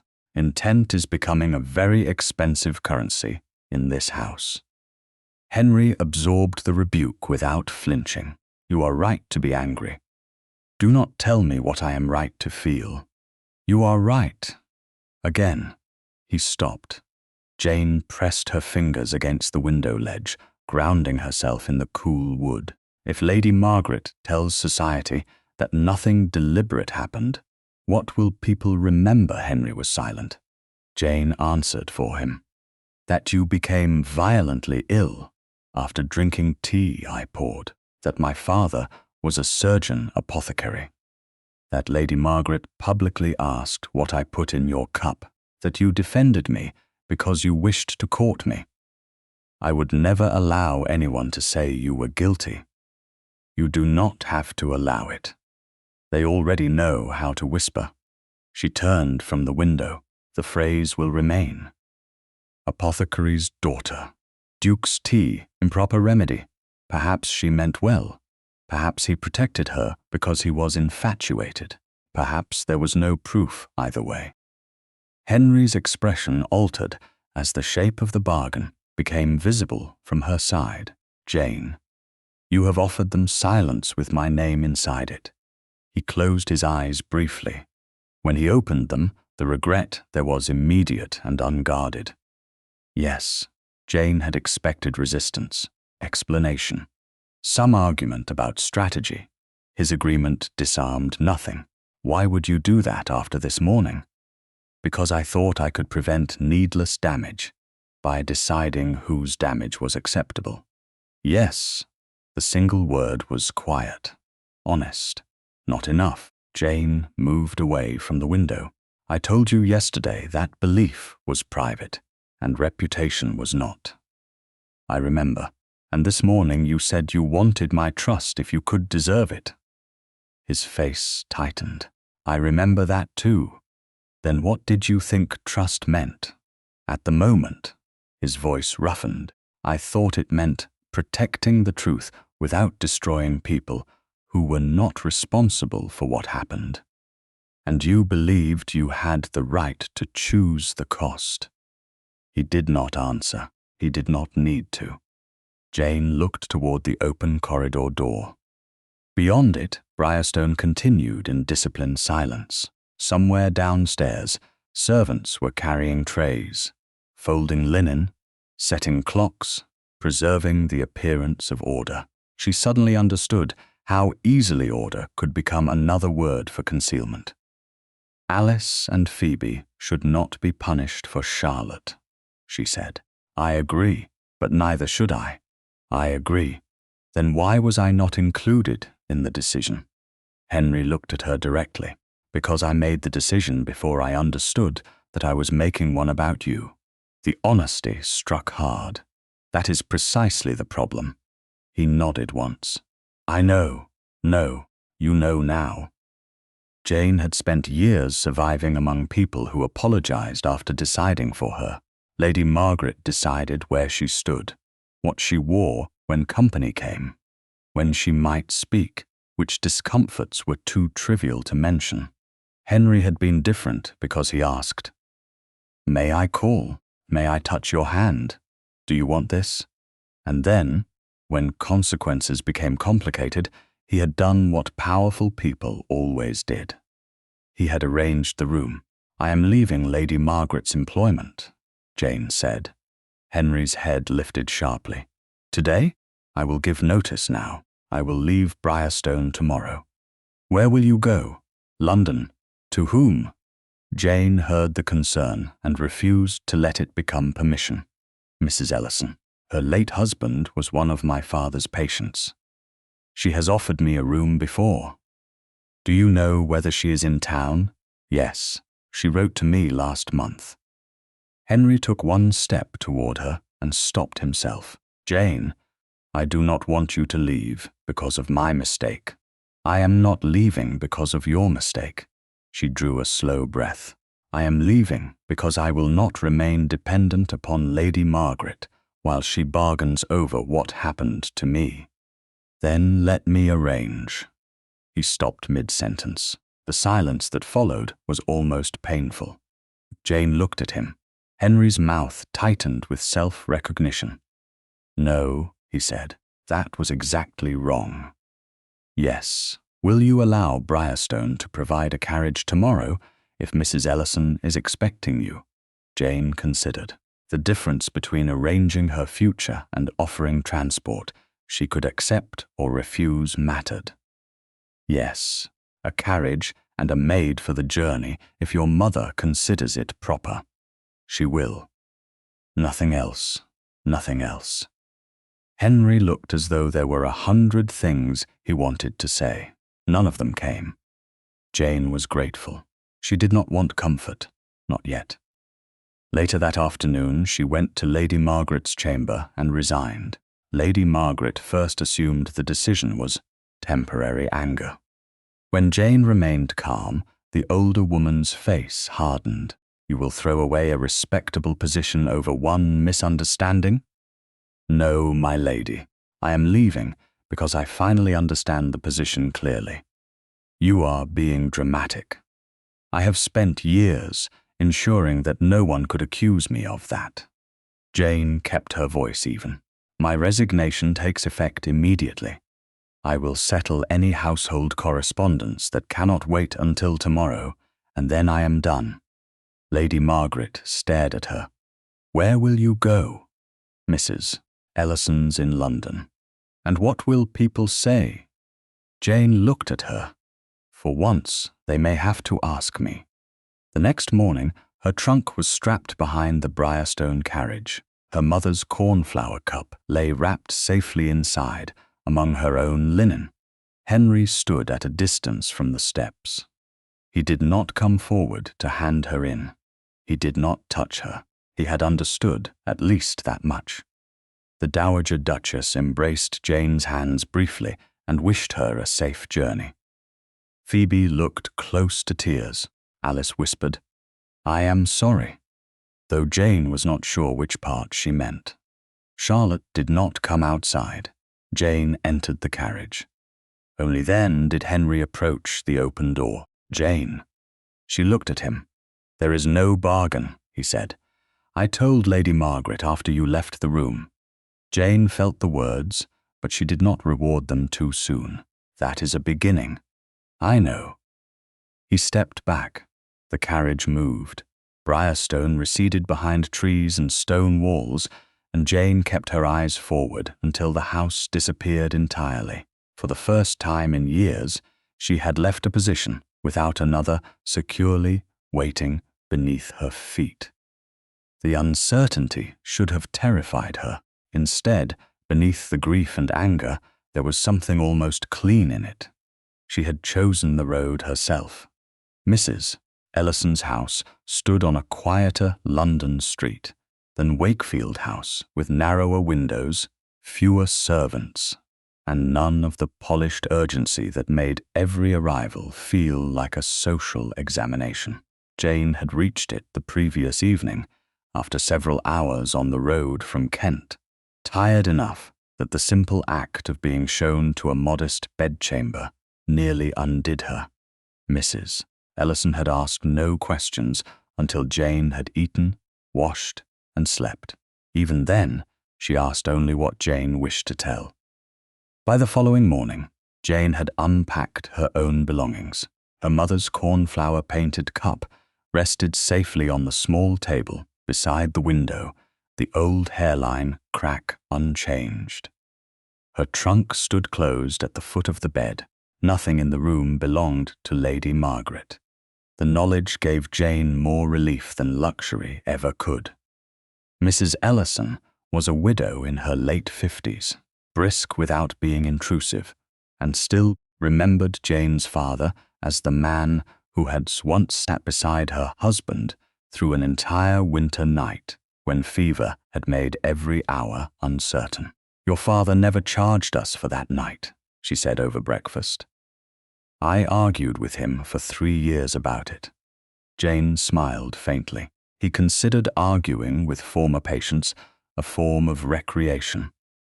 "Then you are welcome here for as long as you require.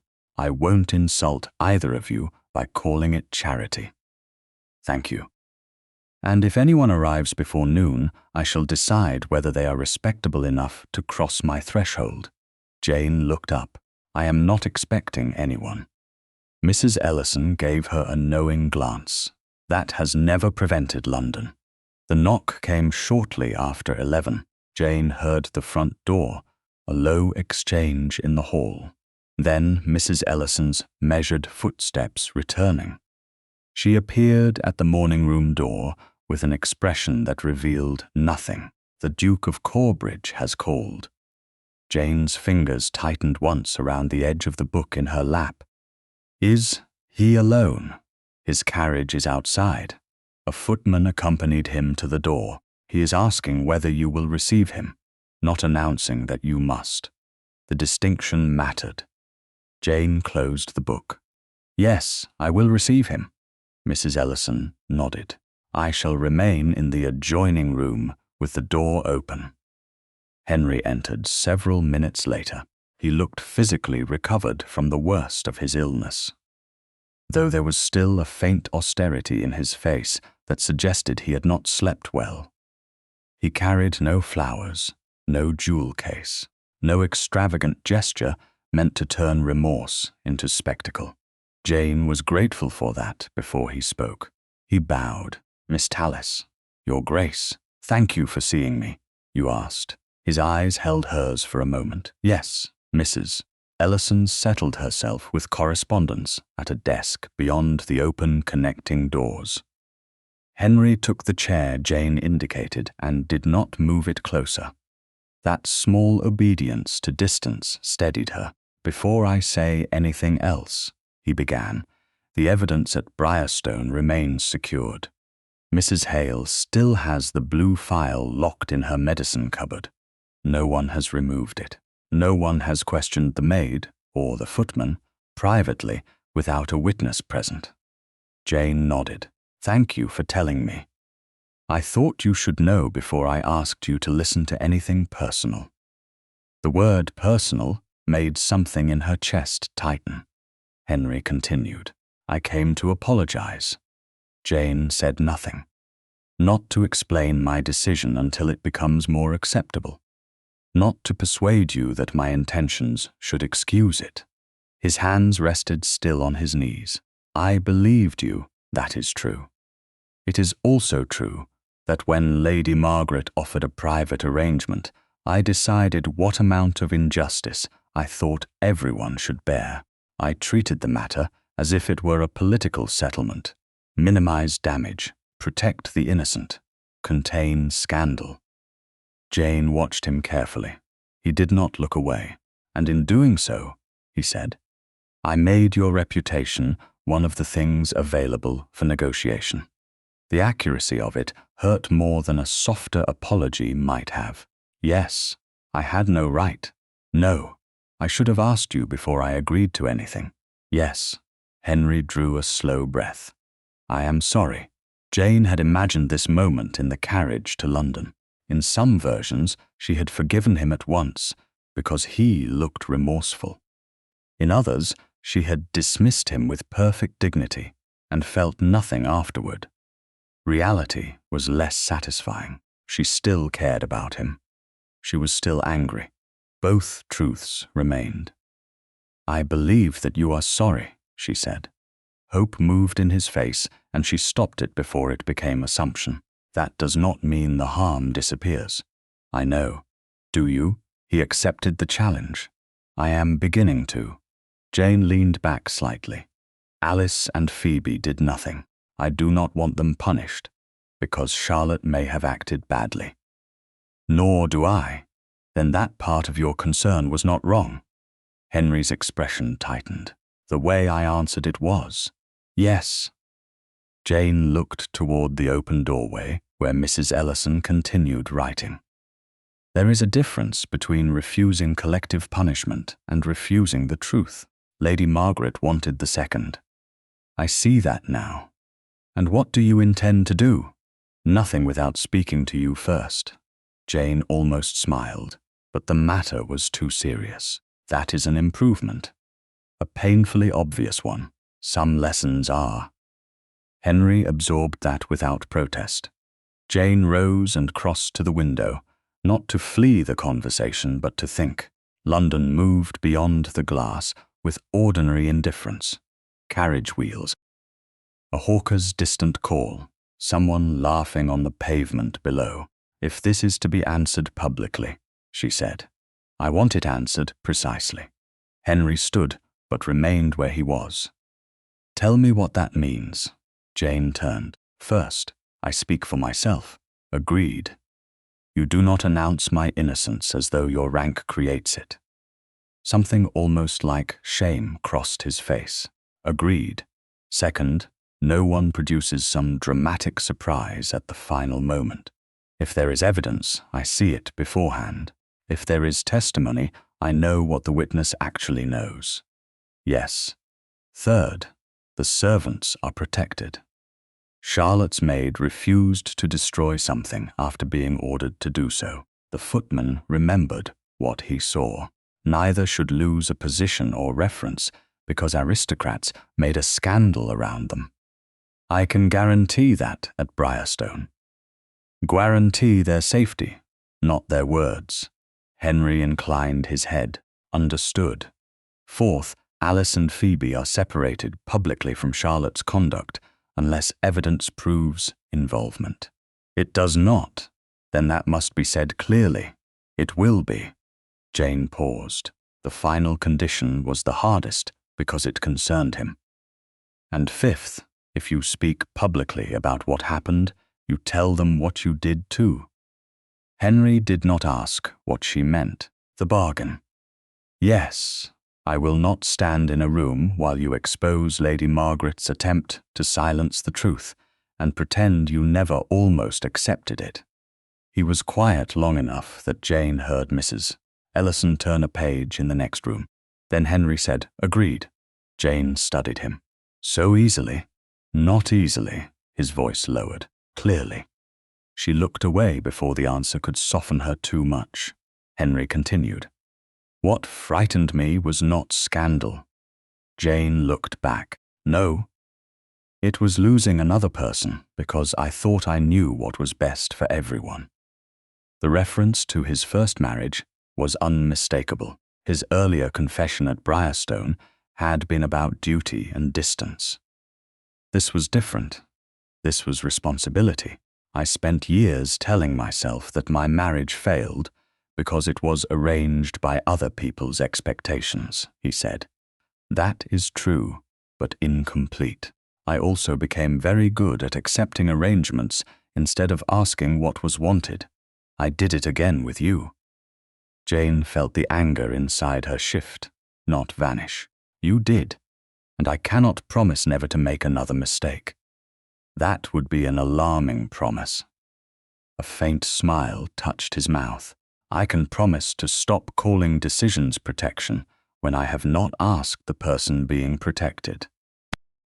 Jane let the silence sit between them. Then she said, "You may continue to call." Henry's expression changed, not triumph. Relief carefully restrained. "One call at a time? Do not become sentimental, Your Grace. I wouldn't dare." That was almost convincing. His smile deepened for one brief second, then faded as he returned to the matter at hand. There is enough at Briarstone now to confront Charlotte, but not enough to turn assumption into fact without giving her the opportunity to answer.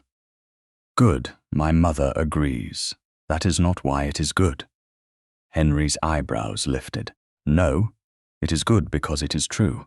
He inclined his head. Then, "Tell me what happens next." Jane looked toward her mother's cup, visible through the open door of the small breakfast room beyond, then back at Henry. For days, other people had decided where she stood. Now he was asking. "We return to Briarstone," she said. Henry did not move. "We? Do not misunderstand me. I am trying very hard not to. I will return because I choose to, not because Lady Margaret summons me, not because you ask me to hide there, and not because I need a duke to speak for me." "Understood." Jane held his gaze. "The accusation began on that terrace. I want the lie to end there." Henry's answer was quiet. "Then we return to Briarstone." Jane returned to Briarstone the next day in a carriage that belonged to neither Lady Margaret nor Henry. Mrs. Ellison had insisted on accompanying her as far as the house itself, and the Dowager Duchess had sent a respectable older maid to meet them on the road and complete the journey. No one could say Jane had been spirited back to Kent under a duke's command. She had chosen the hour, the route, and the purpose.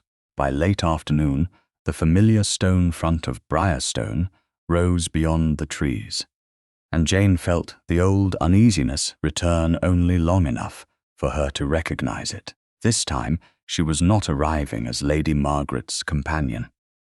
She had no position to preserve and no employer to appease. When the carriage stopped, Henry was not waiting at the steps. Jane knew at once that this was deliberate. The housekeeper received Mrs. Ellison and Jane inside, and only after they had been shown to the morning room did Henry enter. He bowed to Mrs. Ellison first, then to Jane. "Miss Tallis, Your Grace." His gaze searched her face, but did not linger where others might read possession into it. "Thank you for coming. I told you I would." "Yes."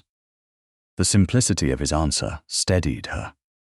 Charlotte and Lady Margaret remained at Briarstone. Alice and Phoebe were also still in residence, but Henry had kept them largely outside the private inquiry, except where their direct knowledge mattered. Jane learned that before she asked. "No one has been forced to choose a side," he said. "Good. My mother thought you would say that. Your mother is becoming alarmingly confident about me." A faint smile touched his mouth. "She considers it one of her gifts." The smile faded as Mrs. Hale entered carrying a small notebook. Jane's attention shifted immediately. "Is the file still secure?" "Yes, miss." Mrs. Hale did not merely say so. She described the custody plainly. Charlotte's maid had surrendered the linen-wrapped, dark blue bottle to her the morning after Henry's illness. Mrs. Hale had placed it inside the locked medicine cupboard in her own room with a senior servant present. The key had remained on her person. The bottle had not left the cupboard since. "May I see it?" Jane asked. "Of course." Mrs. Hale returned several minutes later with the same linen bundle. She unfolded it on the table. The dark blue glass caught the window light. The tiny chip at the lip remained exactly as Jane remembered from Wakefield House. The bottle was nearly empty. Jane did not touch it. "That is the same phial I wrapped in London," she said. "Charlotte asked me to move it from the tea table before His Grace arrived. I put it directly into her leather dressing case." Henry looked at Mrs. Hale. "Record that exactly." "Yes, Your Grace." Jane glanced at him. "Not because I said it, because it is part of the chain." "Good." Charlotte's maid was brought in next. She was pale but composed, and Jane immediately understood how frightening the room must feel to a servant whose future depended on references from people with far more rank than she possessed. Jane addressed her first. "You are not being asked to guess. Only tell us what you know." The maid's shoulders loosened slightly. She said she had packed Charlotte's dressing case in London. The blue phial had travelled inside it to Briarstone. On the morning of the terrace breakfast, Charlotte had asked for the bottle while dressing. The maid had handed it to her. After Henry became ill, she later found the bottle nearly empty when putting things away. Charlotte then ordered her to throw it away. "Did you see Miss Wakefield put anything into His Grace's cup?" Jane asked. "No, miss." "Did you see anyone else handle the bottle that morning?" "No." "Did Miss Wakefield tell you why she wanted it destroyed?" "No." Jane nodded. "Thank you. That is enough." Henry did not add a question. He let Jane decide when the testimony ended. The footman came next. He remembered the breakfast layout because Mrs. Hale had required all servants present to reconstruct their positions immediately after the incident. Jane had gone inside when fresh hot water was delayed. During that brief absence, Charlotte crossed behind Henry's chair, saying she wanted her handkerchief. The footman saw her pause beside the Duke's empty cup. "Did you see her pour anything?" Jane asked. "No, miss." "Did you see the bottle?" "No." "Then what you know is only that she had access." "Yes, miss. Nothing more. Nothing more." Henry's expression did not change, but Jane sensed his approval in the restraint of his silence. The local apothecary arrived before evening. He examined neither Henry nor the phial theatrically. Henry's physical recovery was already nearly complete. The man simply repeated what he had said after the illness. A strong medicinal emetic preparation, taken in sufficient quantity, could produce sudden nausea, repeated sickness, weakness, and rapid recovery once the immediate effects passed. He could not prove from symptoms alone what substance Henry had taken. He could not say who administered it. And if several people drank from one pot, but only one became ill, Jane asked, that would make a common contamination less likely. "Miss, it would suggest something added to the individual serving, but I would still call it inference rather than proof." Exactly. Jane thanked him. By the time the final statement ended, twilight had begun softening the windows. Mrs. Ellison remained with the Dowager Duchess in the adjoining drawing room. Mrs. Hale had returned the phial to her locked cupboard. Nothing decisive had appeared from nowhere. Jane was glad. The truth felt stronger because every piece had been visible before the confrontation.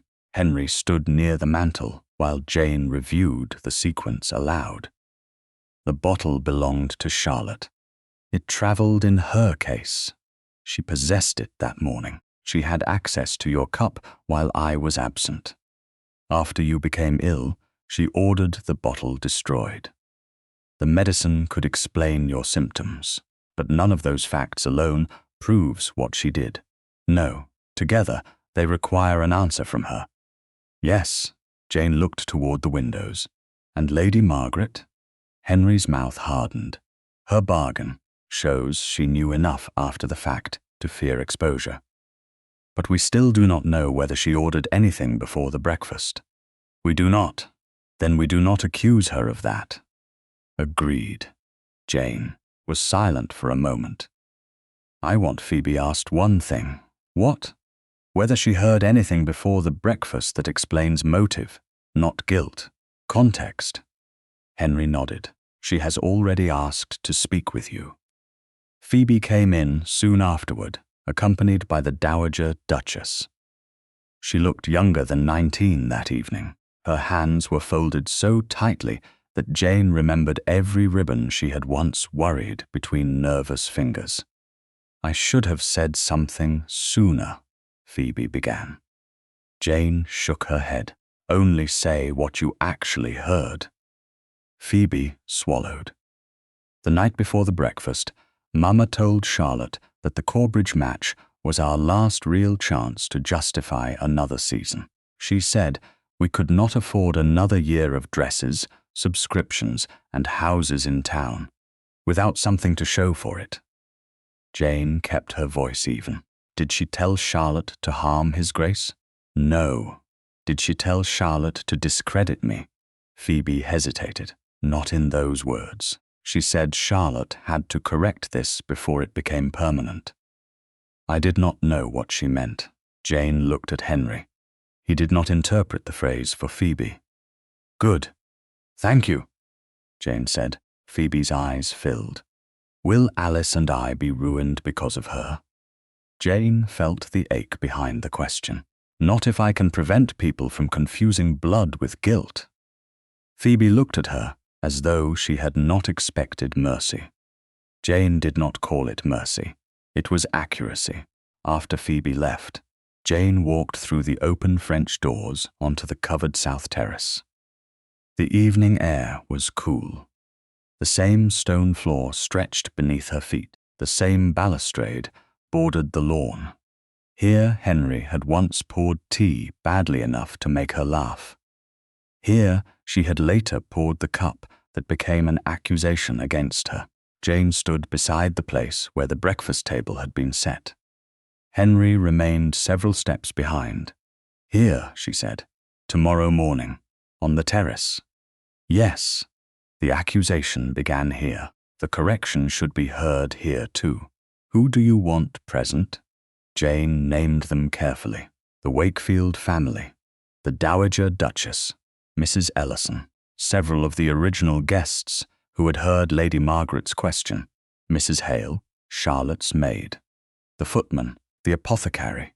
No crowd, no spectacle gathered for humiliation. Enough witnesses for the truth to become public where the suspicion had been public. Henry listened. And you? He asked. I speak first, of course. No, not of course. Jane turned toward him. Say it. Henry understood. You speak first because you choose to. I will not interrupt. I will not speak unless you ask me or unless a direct falsehood about my own actions requires correction. Jane studied him. Even if the room becomes uncomfortable, especially then. Something inside her loosened. This was what she had needed to see. Not another apology. Not a grand defense. Behavior changed where the old instinct would once have taken over. Henry looked at her with the same restraint he had shown from the moment she arrived. I will follow your lead tomorrow, Jane. Her name in his voice carried warmth without demand. Jane thought of the morning at Mrs. Ellison's when he had admitted that he could not promise never to fail. She had believed that more than any promise of perfection. Now, standing where the worst part of the story had begun, she realized she trusted him enough to step closer. Henry did not move. Jane crossed the remaining distance herself. For one heartbeat she stood before him, uncertain only because the gesture mattered. Then she lifted her arms and embraced him. Henry went still. He did not seize the moment. He did not close his arms around her until she had already rested them fully around him. Only then did he hold her, gently and without pulling her closer than she had chosen. Jane felt the steady rise of his breath beneath her cheek. There was no triumph in the embrace, no forgiveness demanded from it, only relief, grief, and the fragile warmth of trust being rebuilt by consent rather than hope. Henry's hand rested lightly between her shoulder blades. "Jane," he said, almost too quietly to hear. She knew from his tone that more words stood behind her name. Something larger, something he had not yet earned the right moment to say. Jane drew back first. Henry released her immediately. Their eyes met. He did not confess. He did not ask for more. That restraint touched her almost as deeply as the embrace itself. "Tomorrow," Jane said. Henry nodded. "Tomorrow." The next morning, before the Wakefields were summoned, the silver tea service was carried once more onto the south terrace. Jane entered after it had been set. She stopped beside the table where she had once been expected to stand and serve. Then she looked at the chair placed before it. This time she sat. The silver tea service stood where it had stood 6 days earlier, but Jane was no longer behind it. She sat at the head of the small terrace table, with the south lawn beyond her and the covered roof above, while the people, who had heard her accused, gathered in a deliberate semicircle. The Dowager Duchess sat nearest Mrs. Ellison. Lady Margaret occupied a straight-backed chair, with Charlotte beside her, Alice and Phoebe a little apart. Mrs. Hale stood near the terrace doors. Charlotte's maid and the footman waited with the local apothecary. Several guests from the original breakfast had returned at Jane's request. Henry stood to one side, not beside Jane, and that placement mattered. He had promised to let her speak first. Jane looked around the terrace until every conversation stopped. 6 days ago, she began, His Grace became ill after drinking tea I poured. Lady Margaret then asked what I had put in his cup. Lady Margaret shifted. Jane continued before interruption could redirect the room. I am not here to ask anyone to trust my character instead of evidence. I am here because evidence now exists, and because suspicion was spoken publicly. Its correction must be public as well. She turned toward the apothecary. You attended His Grace that day? I did. And your opinion? His symptoms were consistent with a strong medicinal emetic preparation taken in sufficient quantity. I cannot identify the exact substance from symptoms alone, nor can I say who administered anything. Thank you. Jane looked toward the guests. Several people drank from the same pot. Only His Grace became ill. The apothecary nodded. That makes contamination of the common pot less likely. It suggests something may have been added to his individual serving, though that remains an inference. Precisely. Jane turned to the footman. When I went inside because fresh hot water had been delayed, what did you see? The young man swallowed. Miss Wakefield crossed behind His Grace's chair. Miss. She said she wanted her handkerchief. I saw her pause beside His Grace's empty cup. Charlotte's face hardened. Jane asked, Did you see her put anything in it? No, miss. Did you see a bottle in her hand? No. Jane nodded. Then you can establish access. Nothing more. Yes, miss. Charlotte gave a brittle laugh. So far we have proved that I stood beside a cup. Yes, Jane said.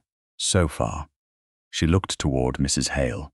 The housekeeper stepped forward, carrying the linen-wrapped bundle. Mrs. Hale, please tell us how this came into your possession. Miss Wakefield's maid surrendered it to me. The morning after His Grace became ill, I placed it in my locked medicine cupboard with another senior servant present. The key remained with me. The bottle has not left my custody except to be brought here today. She unfolded the linen. The dark blue phial caught the light. Jane did not touch it. I recognize that bottle. At Wakefield House, before His Grace first called, Miss Wakefield asked me to move it from the tea table. I noticed the small chip at its lip, wrapped it, and placed it directly inside her leather dressing case. Charlotte's maid spoke when Jane invited her. I packed that same dressing case for Briarstone. The bottle was inside. On the morning of the breakfast, Miss Wakefield asked me to give it to her. Jane kept her voice even, and after His Grace became ill. The maid looked briefly toward Charlotte, then back to Jane. I found the bottle nearly empty when I was putting her things away. Miss Wakefield took it from me, wrapped it, and told me to throw it away. A stir moved through the guests. Jane raised one hand, and the sound died. Did you see Miss Wakefield put the preparation into His Grace's cup? No, miss. Did she tell you why the bottle should be destroyed? No, thank you. Charlotte stood abruptly. This is absurd. I was embarrassed. I did not want a medicinal bottle passed around while everyone was already whispering about sickness. Jane remained seated.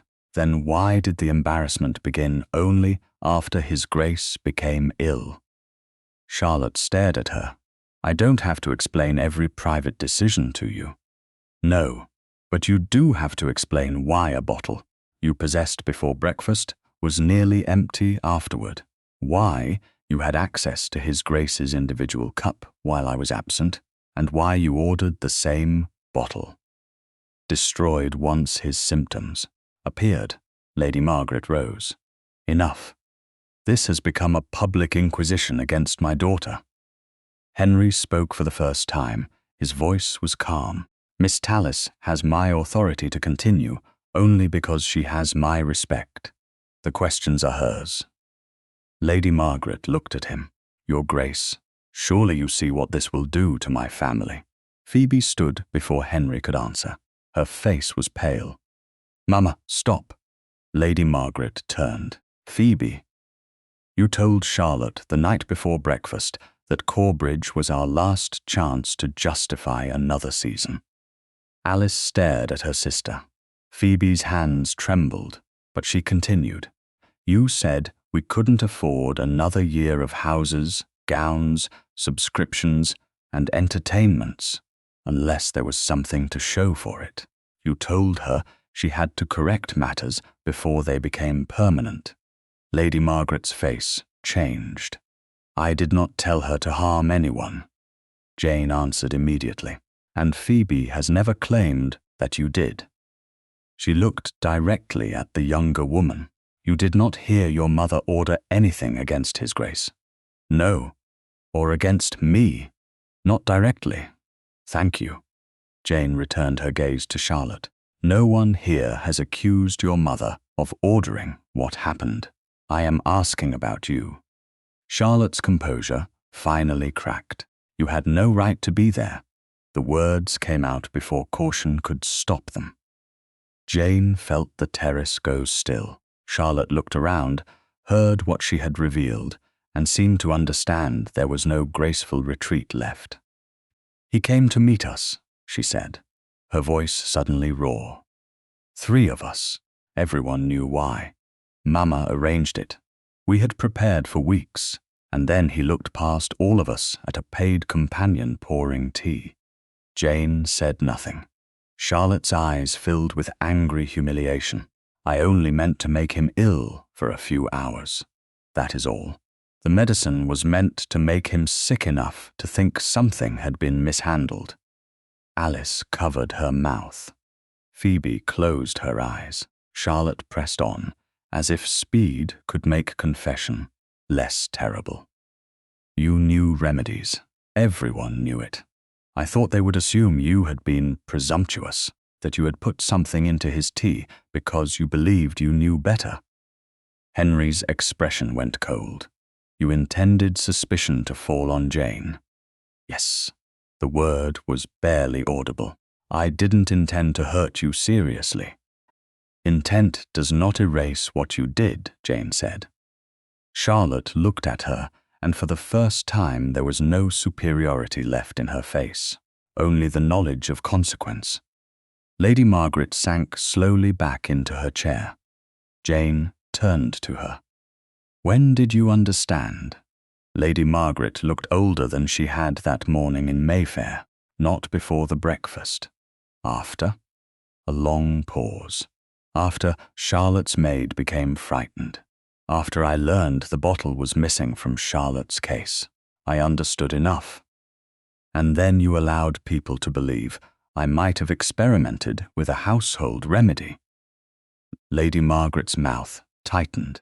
I was trying to save my daughters. All three? Jane asked. Lady Margaret could not answer. Henry stepped forward then. Alice and Phoebe had no part in Charlotte's act. That must be stated plainly. They will not bear her guilt because they share her name. Alice's shoulders dropped with a breath that sounded almost painful. Henry looked toward Lady Margaret. Corbridge patronage will no longer be extended to you or Charlotte for the remainder of the season. What happened to me will not be hidden as a domestic misunderstanding. The factual account will be placed through my solicitor before the proper local authority. I will not use my title to bury it. Then he turned, not toward Charlotte, but toward the assembled guests. There is something else that belongs in the record. Jane knew what was coming. Henry's gaze found hers before he continued. When evidence began pointing away from Miss Tallis, Lady Margaret offered a private arrangement. Charlotte and her sisters would withdraw quietly if I allowed the incident to remain publicly ambiguous. Lady Margaret lowered her eyes. I agreed in principle before speaking to Jane. No one moved. Henry's voice remained steady. I told myself I was protecting Alice and Phoebe from a scandal they had not caused. In attempting to prevent one injustice, I asked Miss Tallis to continue carrying another. That was mine. The silence that followed was more complete than applause could have been. Jane looked around the terrace and saw the difference. No one looked through her now. No one looked at Henry to decide whether she was innocent. They looked at her. Mrs. Ellison was the first to incline her head. Then the Dowager Duchess. Alice whispered, Miss Tallis, I am sorry. Phoebe echoed her. Charlotte said nothing. She had already said enough. When the gathering ended, Jane did not remain to watch humiliation become entertainment. She walked through the open terrace doors and into the conservatory beyond. Henry followed only after several minutes. He stopped near the entrance. May I come farther? Jane turned toward him. Yes. He crossed the space between them, but left enough distance that the choice remained visible. You kept your word, she said. Today, that matters. Henry looked at her with a tenderness he no longer tried to hide. Jane, I love you, not because you needed me to rescue you. I love the woman who made me understand that truth cannot be made smaller simply because mercy would be more convenient. The words settled into her without fear. Jane stepped closer. I love you, Henry, and I needed to know that beside you, I would still be allowed to decide what my own name was worth. His breath changed. He did not reach for her. May I kiss you? Jane felt herself smile through the remnants of a very long morning. Yes, she closed the final distance herself. Henry touched her face gently and kissed her. The kiss was warm, restrained, and entirely awake to her answer. Jane rested one hand against his chest and kissed him back before drawing away. Henry's forehead nearly touched hers, but he waited there rather than taking more. May I continue to court you? He asked softly. Jane smiled. Properly this time. 10 weeks later, Jane still found it strange that happiness could arrive without demanding that she surrender something first. Henry had kept his promise to court her properly. He called in London at reasonable hours. He walked with her beneath Mrs. Ellison's watchful approval. He wrote letters that asked questions rather than delivering plans.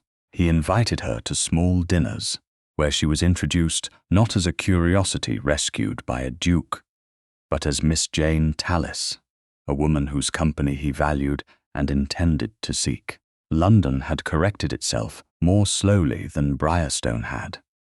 But it had corrected itself. The guests who had heard Lady Margaret accuse Jane had also heard Charlotte confess. Henry's solicitor had sent a factual account through the proper local channels concerning the medicinal dosing, and Henry had refused every suggestion that his rank should make the matter disappear. Charlotte remained away from the remainder of the season, while the social and legal consequences continued beyond Jane's involvement. Jane did not ask for details she did not need. She had learned that justice and fascination were not the same thing. Lady Margaret withdrew from the social leadership she had once guarded so fiercely. The Wakefield household reduced its expenses, abandoned several ambitious engagements, and left London earlier than planned. Alice suffered none of the public blame Jane had feared. Phoebe remained in town for a short time under the protection of a respectable relative, and before leaving, she called on Jane with tears in her eyes and enough courage not to ask for absolution on behalf of anyone else. "I should have understood sooner," Phoebe said. Jane shook her head. "You knew what you knew when you knew it. That is all truth can ask of anyone." Phoebe's mouth trembled. "May I write to you?" Yes. It was not instant sisterhood. It was something better. It was an honest beginning. Charlotte's letter came 3 weeks after the terrace confrontation. Jane recognized the hand before she broke the seal. The apology did not ask Jane to understand jealousy, family pressure, or humiliation. It did not call the act a mistake. Charlotte wrote that she had intended to damage Jane's character, had used class prejudice because she believed it would work, and had endangered Henry in order to make another woman seem unworthy of him. She said she was ashamed. She did not ask forgiveness. Jane read the letter once, folded it carefully, and wrote a brief reply acknowledging that she had received it. Nothing more. She did not destroy the letter in anger. She did not preserve it as a relic. She placed it among ordinary correspondence and allowed it to become part of the past. Henry proposed in the 8th week of their courtship, not at a ballroom, not before witnesses, and not after some dramatic declaration arranged to make refusal impossible. He asked during a quiet afternoon call at Mrs. Ellison's house, with the older woman seated in the adjoining room and the door properly open. Jane had been telling him that Mrs. Ellison's cook believed all dukes required twice the amount of cream as ordinary men. Henry had just replied that the peerage could not survive another such accusation when his expression changed. "Jane." She set down her cup. "That sounds serious." "It is. Should I be alarmed?" "Not unless I have learned nothing at all." He rose, but he did not kneel immediately. He looked at her first. "May I ask you something that will alter both our lives if you say yes, and alter neither of them if you say no?" Jane felt warmth spread beneath her ribs. "That is an alarming introduction. I wanted the terms clear." Her smile came before she could prevent it. "Then ask." Only then did Henry lower himself before her. "Will you marry me?" There was no title in the question, no promise of rank, no argument that he could give her safety, wealth, or consequence. Jane had all of those facts already. What mattered was the man asking whether she would choose him. She looked at him for a long moment, because she wanted the answer to belong fully to the silence before it became words. "Yes," she said. Relief and joy moved across Henry's face with such openness that she loved him even more for not hiding it. "Yes, you should not make me repeat myself, Your Grace." I may spend the rest of my life making certain I heard correctly. Then yes, Henry, I will marry you. He rose. He did not kiss her until he asked, "May I?" Jane answered by smiling and lifting her face. "You may." Their wedding took place lawfully in London several weeks later, quiet by ducal standards and grand enough by Jane's missus. Ellison stood close enough during the ceremony to cry discreetly into a handkerchief and deny it afterward. The Dowager Duchess cried without denial. Phoebe attended. Alice sent a warm note and did not come, a decision Jane understood. Lady Margaret and Charlotte remained absent. Jane felt no triumph in that absence. By the time she spoke her vows, the Wakefields were no longer the center of her story. Henry was. More importantly, she was. After the wedding, they traveled to Briarstone, where late summer warmth had deepened the lawns and softened the edges of the estate. Jane entered the house through the front doors as the Duchess of Corbridge. But the title did not strike her as the greatest change. The greater change was that no one had chosen it for her on their first quiet morning, after the last formal congratulations had ended. Breakfast was laid beneath the covered south terrace. Jane paused when she saw the table. The same terrace, the same open view across the lawn, the same place where Henry had once ruined a careful pour and made her laugh, the same place where he had fallen ill, the same place where Lady Margaret had asked what Jane had put in his tea, the same place where Jane had later sat down and required the truth to answer her. Now there were no witnesses waiting for scandal, no servants hovering except one footman at a respectful distance, no Wakefields, no evidence, no fear. Simply breakfast. Jane's mother's cornflower-painted porcelain cup sat before her. She had unpacked it herself the previous evening. The old hairline crack remained exactly where it had always been, running from the rim toward the handle. Henry looked at it as he took the teapot.